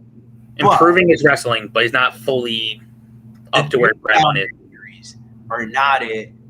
And I don't know about the level of competition. Like the dude he's fighting, bro. Like you could just tell by the betting odds he ain't fighting nobody. Almost on some Antoine Ho shit. Like how Antoine Ho's always like minus 1,000 in all of his fucking LFA fights. This dude was like minus 800, minus 600, minus 1,000, and he's fighting like jobbers and stuff. So granted, he's treating them accordingly, but I think Cesar Olesec's got way more in the bag. If I had to say best prospect on the card, it's JPL. But if I had to say best right now fighter, it's got to be Cesar Olesek. I think he can win this fight by knockout, or I think he can win a boring decision. Nice. Well, that sounds pretty cool. Sorry not to cut you off, Maxwell, but shout out to JT, and also do what Big Show said. Shout out to Jimmy right now. Him and Troy and the boys are over there on the first episode, or might be the second episode of Bankroll Blitz for the upcoming NFL season. Like Big Show said, 2 more sleeps until NFL. So while I got a minute, make sure and go rate that stream, check them out, give them a like, and tell them Big Show Picks sent you, since he said to do that. It doesn't even feel like we're in the eaves of NFL season. I can't fucking wait. And it is the bird snuck up on us, dude. Which is weird because I don't know if it's because I'm not in like a bunch of fucking leagues and shit like that. It doesn't feel like NFL season yet. Man, I'm ready. College football last week was kind of like the reality of, damn, we're back to sweating football bets. There's nothing like sweating a football bet. You know, sometimes in football, you don't want to be the team that scores first. It always feels like the team that scores first ends up like fucking losing unless it's like a blowout. There's some good games. I'm not really too fond of the Brazil game. Ooh, okay. But yeah, so you said possibly board decision. I don't think there's going to be a board decision. I'll tell you, there's 2 things that do scare me about this fight. I'll go to the positive. I think that if Olesek keeps his standing like I think he can, because this kid doesn't have the best overall entries, some point he's going to knock him out. Or this is like the worst feeling. I don't know why. This is the feeling I got from thinking this could be bless you. This could be Nick Klein when he was on Contender. Got the back early, does some bullshit, and pulls a sub out. But this, from what I've seen from Olesek, this Olesek brother, that boy comes to throw. And he ain't no bitch. And I think he's going to come in there and get he ain't no bitch, Joey. He ain't no bitch, TC. That's what I said. Yeah, He ain't no bitch. Would you agree with that? Trey Day said over 1.5 plus 130. I said I think there's a little bit more money to be made on his knockout props. Like his knockout round 1 is plus 175. His knockout round 2 is plus 480. And I think if you look at this fight, it's going to be an early knockout. But there's also a side of like Theo Hag's gas tank is a huge question mark. Where It is. When wrestlers try to wrestle and they get anti-wrestled, and then they can't wrestle, and then they're striking, they usually just bullshit themselves to a decision. It could be – we've seen one decision every week where the person's beating the pulp out of somebody, and it just squeaks it to decision. So I really wanted to play the Cesare Olesek by knockout, but I just felt like there was just more money to be made on parlaying the money line, and I also have a 3-leg parlay of this fight not going the distance, the main event not going the distance, and the McGoy McMillan one fight to start round 2. That was like my time prop parlay, which ends up really coming into play because I need that now. Yeah, man, we need violence in these fights. Well, I need wins. But I am nervous though. You don't think that Olesek can win a decision? Like you wouldn't be shocked if he won. Like he's 5-2 on the decision, but like I just think if you look at the overall gaps, like grappling, of course, yes. Wrestling, not the greatest. Striking, definitely not even fucking close. So, like, I'm looking at, like, what's more of a danger? Either Olesek's takedown defense or the terrible striking of Hag. I think it's a terrible striking of Hag. Yeah, that's why I ended up betting Olesek. I think the striking outweighs the grappling advantage. Yeah. I think if Olesek does get taken down early in the fight, I do think he has the ability to get up. Like, So do I. His film and stuff like that. Not This the is very green. worst wrestler. I think he's a better wrestler than Michelle. Oh, yeah. But I also So feel much like we saw Michelle Olesek kind of grow up in the UFC a little bit more green. He's a little bit more of like a finished prospect, I feel like. Mm-hmm. Oh, shit. Here comes Taylor. But here comes Novak. Get that bitch down the line. We're going deuce, baby. Olesek's knockout prop just went from 145 to minus 160. Ew, my life. Got him a bit of a Kentucky waterfall, does he? All right. Dude, All right. I had all the Jets, and I got probably -185. Ugh. I said this too, man. That was the one thing I was shocked at. I watched Cesar Olesek, and I was looking like, why isn't he in the UFC? He's better than Michelle.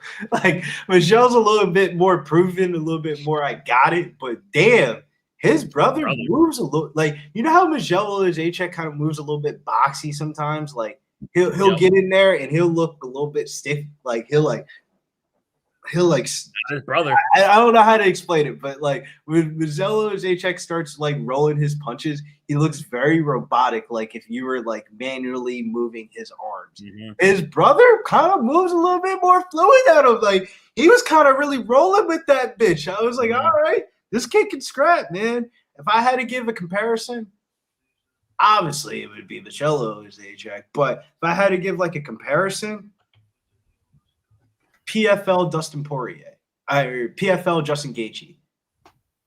It's a bold claim. I'm saying bold claim, sir. You remember PFL Justin Gaethje? All He right. was going for like just highlight reel knockouts and shit like that. I feel like Cesar Olesek is like built of that same cloth of like you give him jobbers, he will dispose them like jobbers. But if you give him like a nice fighter, all right, he might show that he's not a level of competition. But first 4 fights in the Dana White Contender Series, hey man, there's an argument to be made that he could face harder grappling in this fight on the Contender Series than he might face in like his first couple of UFC fights. See if he can live up to that comparison. Those are two pretty serious names. I'll even give Dusty credit on that one. I'll give you an example. Remember when Joe Pyfer got signed to off the Contender Series and they gave him like that short little bastard. Yeah, it was like the Lenadowski, whatever the fuck his name is. Ever. It was like who's 57th in the UFC or who's 57th in the rankings? Boom, that guy. Like I think he could win those type of fights, but they give him like somebody 25 or 30. Like he probably not going. Right. Where does Ag rate this? Wrestling wise, the Hag kind of nice. What does his gas tank look like past fucking 7 minutes? What does his striking defense going to look like? What happens if somebody counters anti-wrestles? Like, what happens if this dude just puts in the underhook and just wizards and then he doesn't re-entry the same exact way that he did the first time? Like, there's a lot of questions to be had, but there is the caveat. If he got subbed, you wouldn't be shocked. Like, this would not be the biggest upset of all time. No. Like, Theo Hag could definitely wrestle him a certain way, and he could get a submission, but I don't think it's likely. I think for him to win this fight, you're gonna have to take an ass whooping. The ass McMillan McMillan took in the first fight of the night. I don't think he's fighting through it like Tommy McMillan did. I think he's quitting. McMahon vouching for Theo Hag. Oh, what do you reckon? Painter's qualification there. He's all right. He's all right. Oh, Sean Shelby do the David McGoy one earlier tonight. Oh shit, Yanni on Haig. But Yanni hasn't been. Yanni's been on fucking Ho. He's been on this kid. I like Theo Hag to win. He was on McGoy in the first fight of the night. Theo Hag, all 6 wins by submissions, rear naked choke. And I feel like NFL season teaches you that the Red X thing doesn't really matter. Of like, there's so many fade artists of like, Book It with Trent is a prime example. I saw the first quarter. I called my phone and Trent catching a stray. Fucking season hasn't even started. Nah, 2 cents. I go on my phone in the middle of the first quarter. I'm like scrolling through my thing. One of the first things that pops up is like Book It with Trent, Super Mega Max, Mortal Mega Max on the fucking underdog on Thursday night. It was on the Horned Frogs, and I had the Horned Frogs last night. And they ended up smoking UNC. So like the fade thing isn't always like just bet what you want to bet and always stick to your gut. Dude, that's so funny indeed. Hey, going for the takedown here early. Straight left from Caesar. Lord Caesar. Oh, Something happened. Two-piece from Caesar sets Haig down. He pops right back up. Flash knockdown. All right. Could turn into a knockout if he's not careful. Stiff jab from Caesar. damn. Hagen on a single leg, but he's getting hammer fisted to the side of the fucking skull, and the Toad stops it. Wait, the fight's over. What? What? Wait, He says timeout. What's he hit him on the side of the fucking head. In the back of the head? Wow. Oh, was not now you want to review fouls. You That was not back of the head. He was hitting the side of the fucking head. Nah, that Toad. word to the back of the head, but he was also beating his ass. Like, so it's like it's hard not to hit him in the back of the head if he's fucking rolling around everywhere. That's crazy. I thought that fight was stopped. I mean, it did get stopped, but it was timeouted. Nah, not all of them were back of the head. It's a couple, yeah, a few were. Some of them are to the it's like to the top of the side. I don't know, man. Not all of them.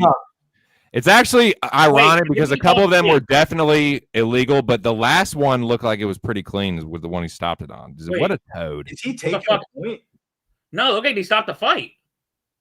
I gotta mute this real quick. So do I.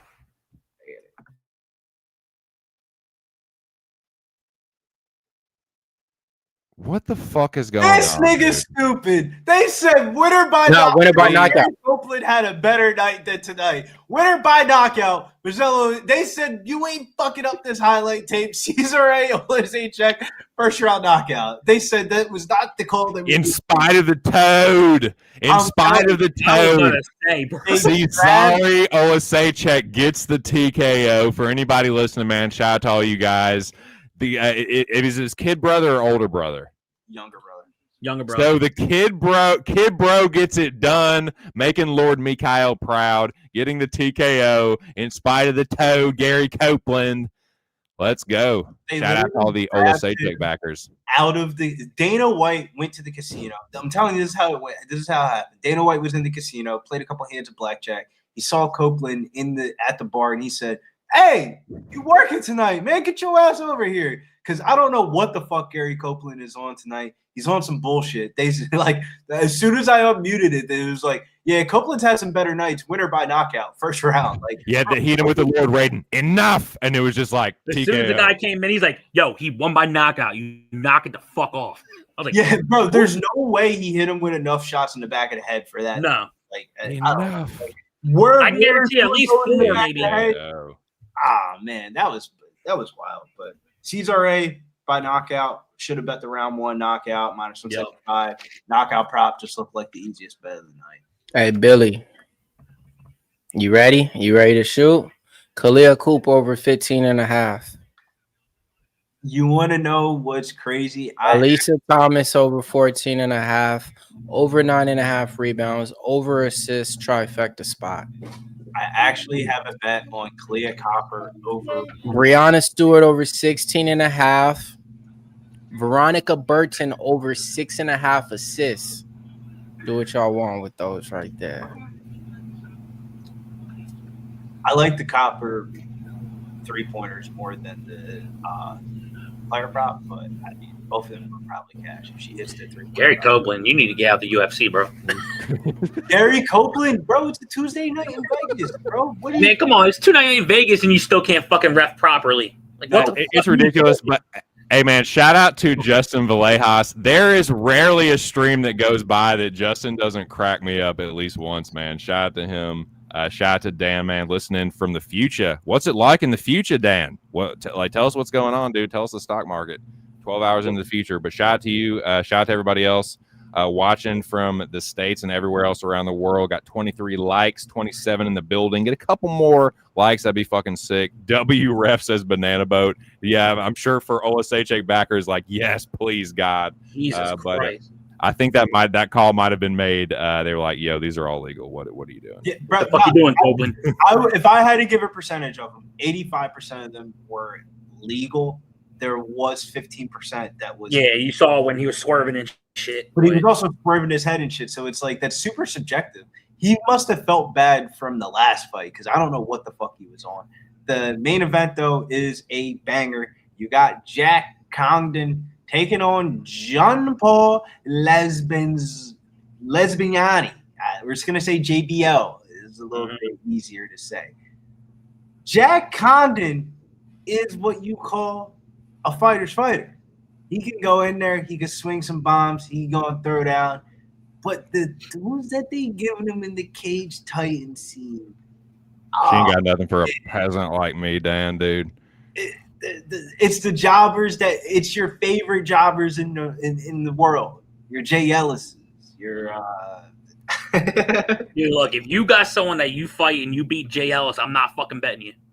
Nah, you can't say that. Kobe Covington fought Jay Ellis. I don't bet on Kobe Covington. Jack I agree, Covington Justin. has fought Paul Teague, Jay Ellis. Paul Teague 1-13 record. Jay Ellis 16-107. Trevor Guidi 4-6 record. Sam Watford 4-8 record. Kyron Bowen 10-10 record. Albi Zabian 10-6 record. Good win. And Zach Davis is probably the most notable name on his record, but he's got a 9-8 record. And Jonathan Permiersma was able to beat him, the only one that had like a above positive record outside of Albi Zabian.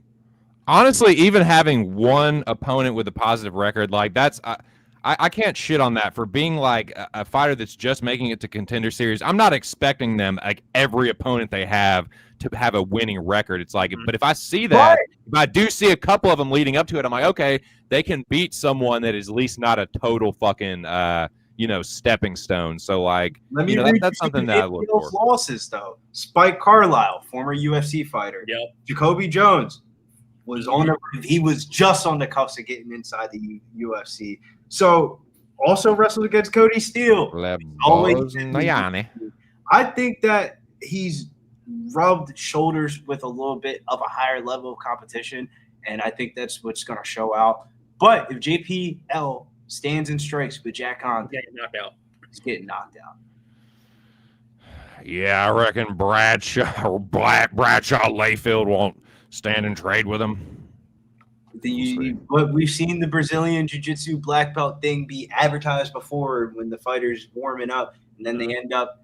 I think JPL's last fight, his striking looked a lot better, but I also just don't think that's just not the way you win this fight, in my opinion. You just don't do that.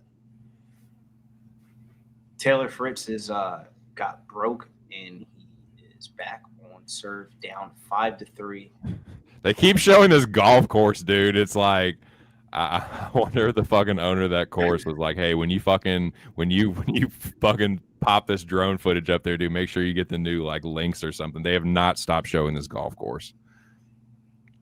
I mean, speaking of links, man, make sure when you guys are done with this podcast, you guys check out the podcast that we just dropped for you guys, Locker Room Podcast Paris.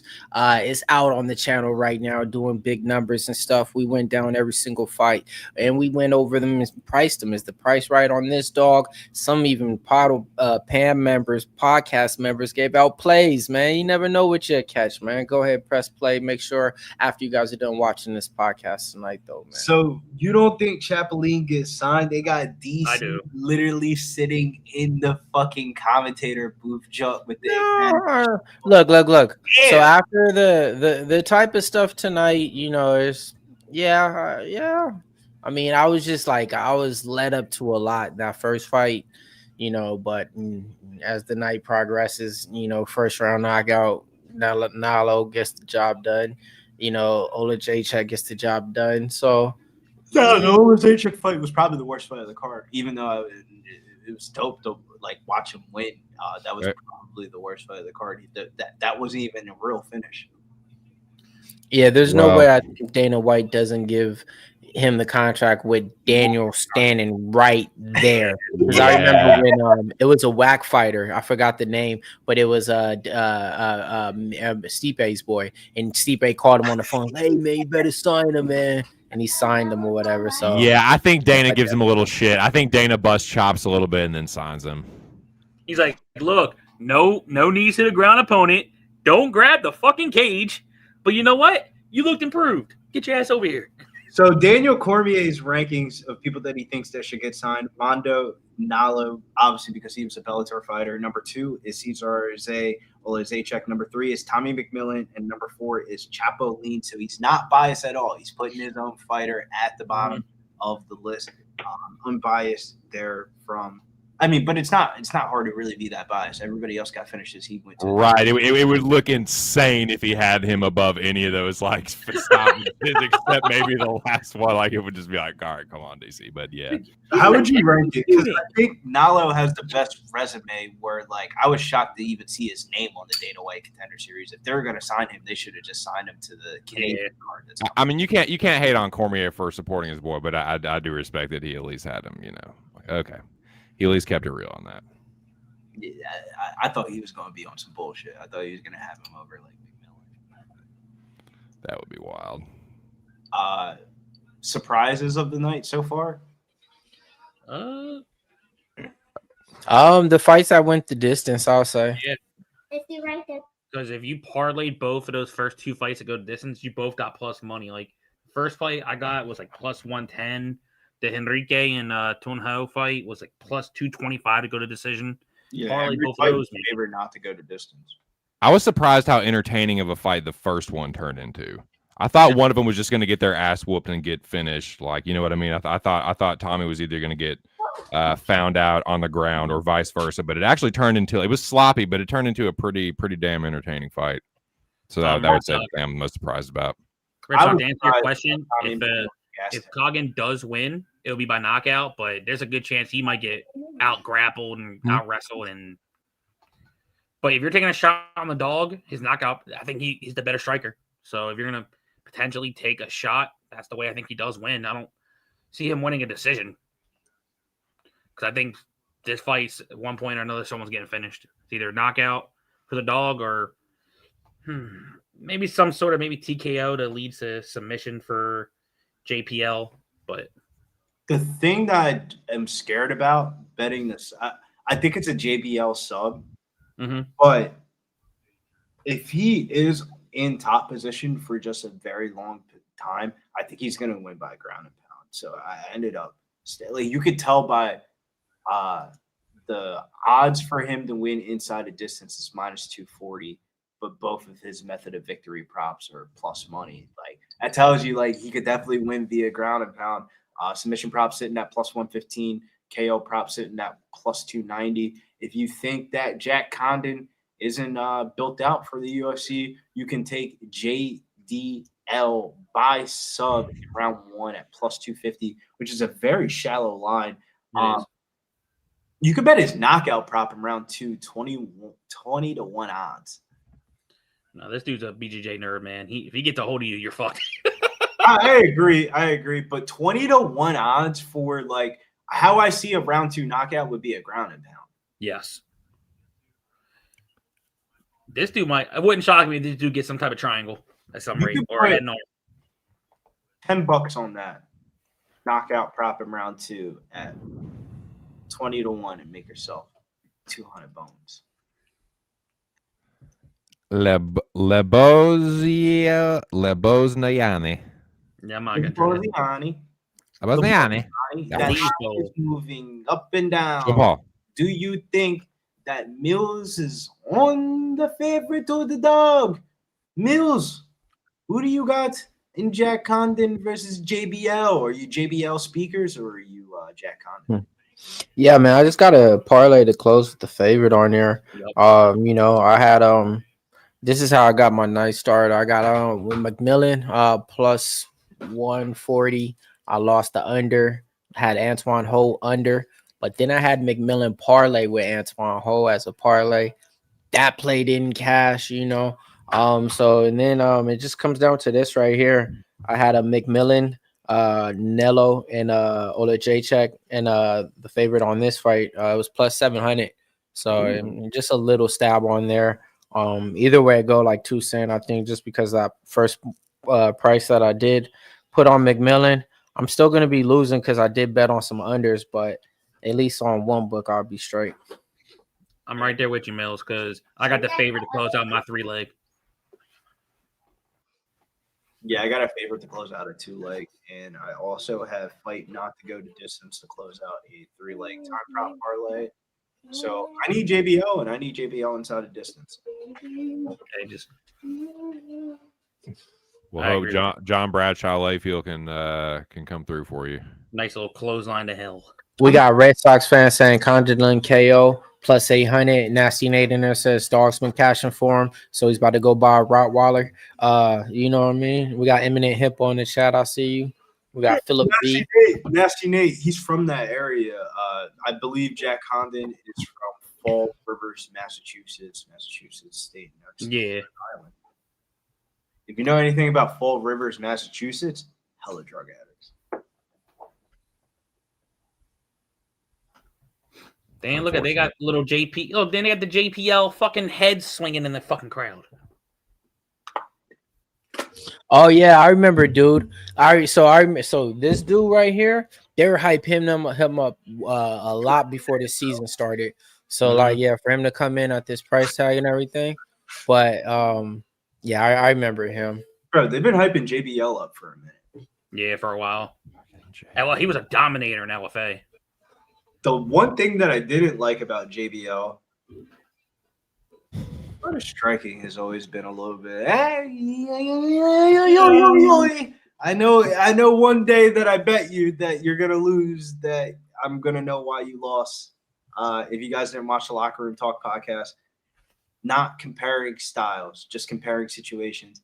It's like the Omar Sy thing of like, you know, that day that when he loses, you're gonna know the exact reason why he lost, and you're only but yourself is to blame.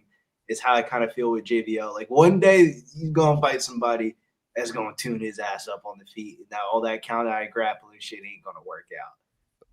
You know what's crazy is like, yes, people, the sprawl and brawl style is like an old school style, but if you're effective with it, dude, and you can sprawl and you can keep the fight standing, like anti-grappling and takedown defense and being able to sprawl and shit is still like a very, very effective skill set to have. Yes. We just saw Jack Della Maddalena win a UFC belt via sprawl and brawling. Just gotta keep it on the feet, doggy, and then just do what you do. Just whoop some ass, dude. That's fuck. Shout out to the champ. He's pissed. He got Fritz ended up tying it 5-5, and he said, "Well, you broke me, motherfucker. I'm gonna break you 40-15." JPL looks like he can go down at 55. He looks kind of small. Serve broken, back-to-back breakings of serves. Joey, but he's actually 4-0 at welterweight, and I think he's a better welterweight than 155. Well, here we go, boys. Herzog is the third man in the octagon, and this is the last fight of the evening. Best of luck to everyone. They do touch gloves, and we are off. Condan in the red, JBL in the blue. Bradshaw pumps the jab to the body from Bradshaw, but he eats a jab. Nice inside low kick from JBL. Condan thought about a high kick. Thought better of it. Uppercut from Condan. Answered by JBL. Counter right hand from Condan. He looked for another right hand there, but JBL, I think, kicked him in the fucking body. Two-piece from Jack Condan. Lands clean. Hands. He does have hands. It looks like he has the striking advantage, what little tape I saw. Outside low kick from Condan. Got that right hand blocked there. Pumps the jab. JBL holds the center. Evades the jab and blocks the high kick. JBL pairs the jab over the top. Bullshit. Condan pumps the jab, right hand over the top, but Condan counters with an uppercut. 404 for anybody listening along. Outside low kick from Condan. JBL holding the center. Man dancing on the monster can. Jab to the body from JBL. A head kick. Holy shit! JBL turns the lights out in Vegas, baby. Condan gets face planted. He did the fucking stanky leg off a high kick from John Bradshaw Layfield. Jean-Paul Lesba, whatever his last name is. He just fucked up. Give me the Naya shit about a Honda. Holy Shalashaska shit. Now he's got the He got deaded. on blast. That motherfucker's getting coloring books for Christmas, bro. That was crazy. I thought he should have wrestled That's what I was You getting fucking spittle for breakfast, lunch, and dinner. I was surprised, yeah, though, because I was thinking in my head, I don't know if I said it out loud. I was like, I'm surprised he hasn't thrown any spinning shit his damn self, because that's what all he does is throw spinning shit. Here's the replay. Jab and a same side high kick, then a counter right hand behind it. Face plants the man. Nice stoppage from Herzog there. Head kick. Rule. You do not. He said what? Cage Titans. That was you know who that reminded me of? That reminded me of Dante Wilder when he looked around and was like, what's going on here? That's what Condan did. He said, what's happening right here? He's like, he's about to get knocked the fuck out. Right hand from JPL, and he turns the lights out, dude. He tucked Condan in. God, that's what we needed to captivate, to put the exclamation point on this night. It was like the last fight. Oh, okay, cut quick because of this. The other Nalo night, but that was like okay. That's gonna be number one on Sports Center.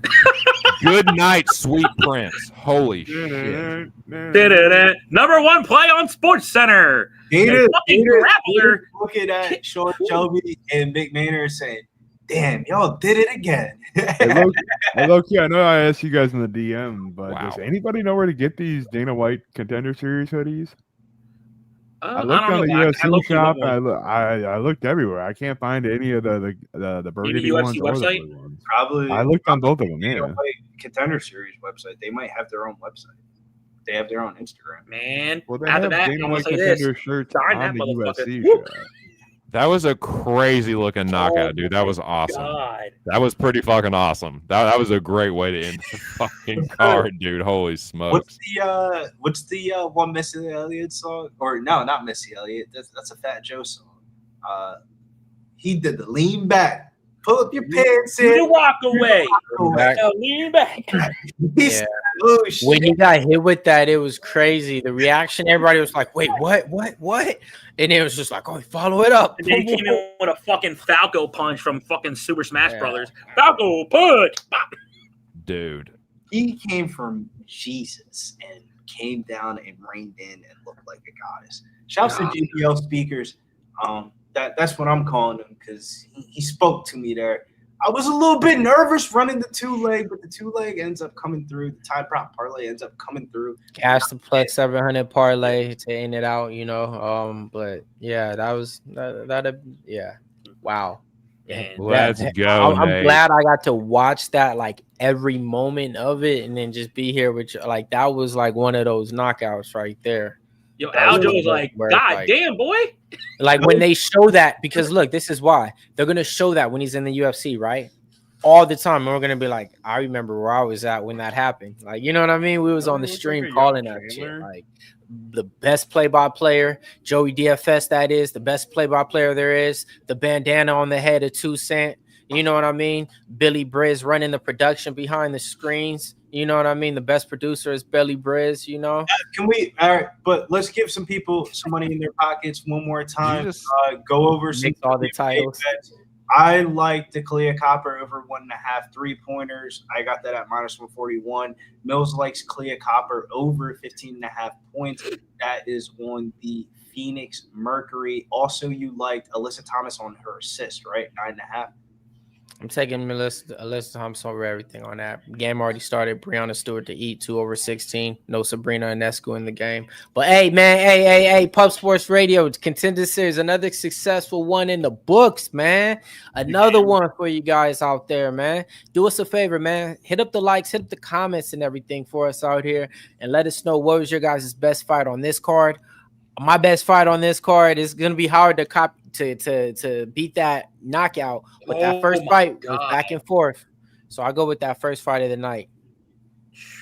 I mean, I gotta second that one, dude. It was my first winning night of the season so far for Contender Series, and there was no place I'd rather be here than right here on Pub. It was an honor to call these fights and get the first dub with the boys. So shout out to you guys. That's awesome. Congratulations to everybody that cashed. And we'll be back next week for another one, boys. Smash the like button if you haven't done so already. Shout out to everybody on panel, in the chat, and big show behind the scenes. And, catch you on the next one. Peace.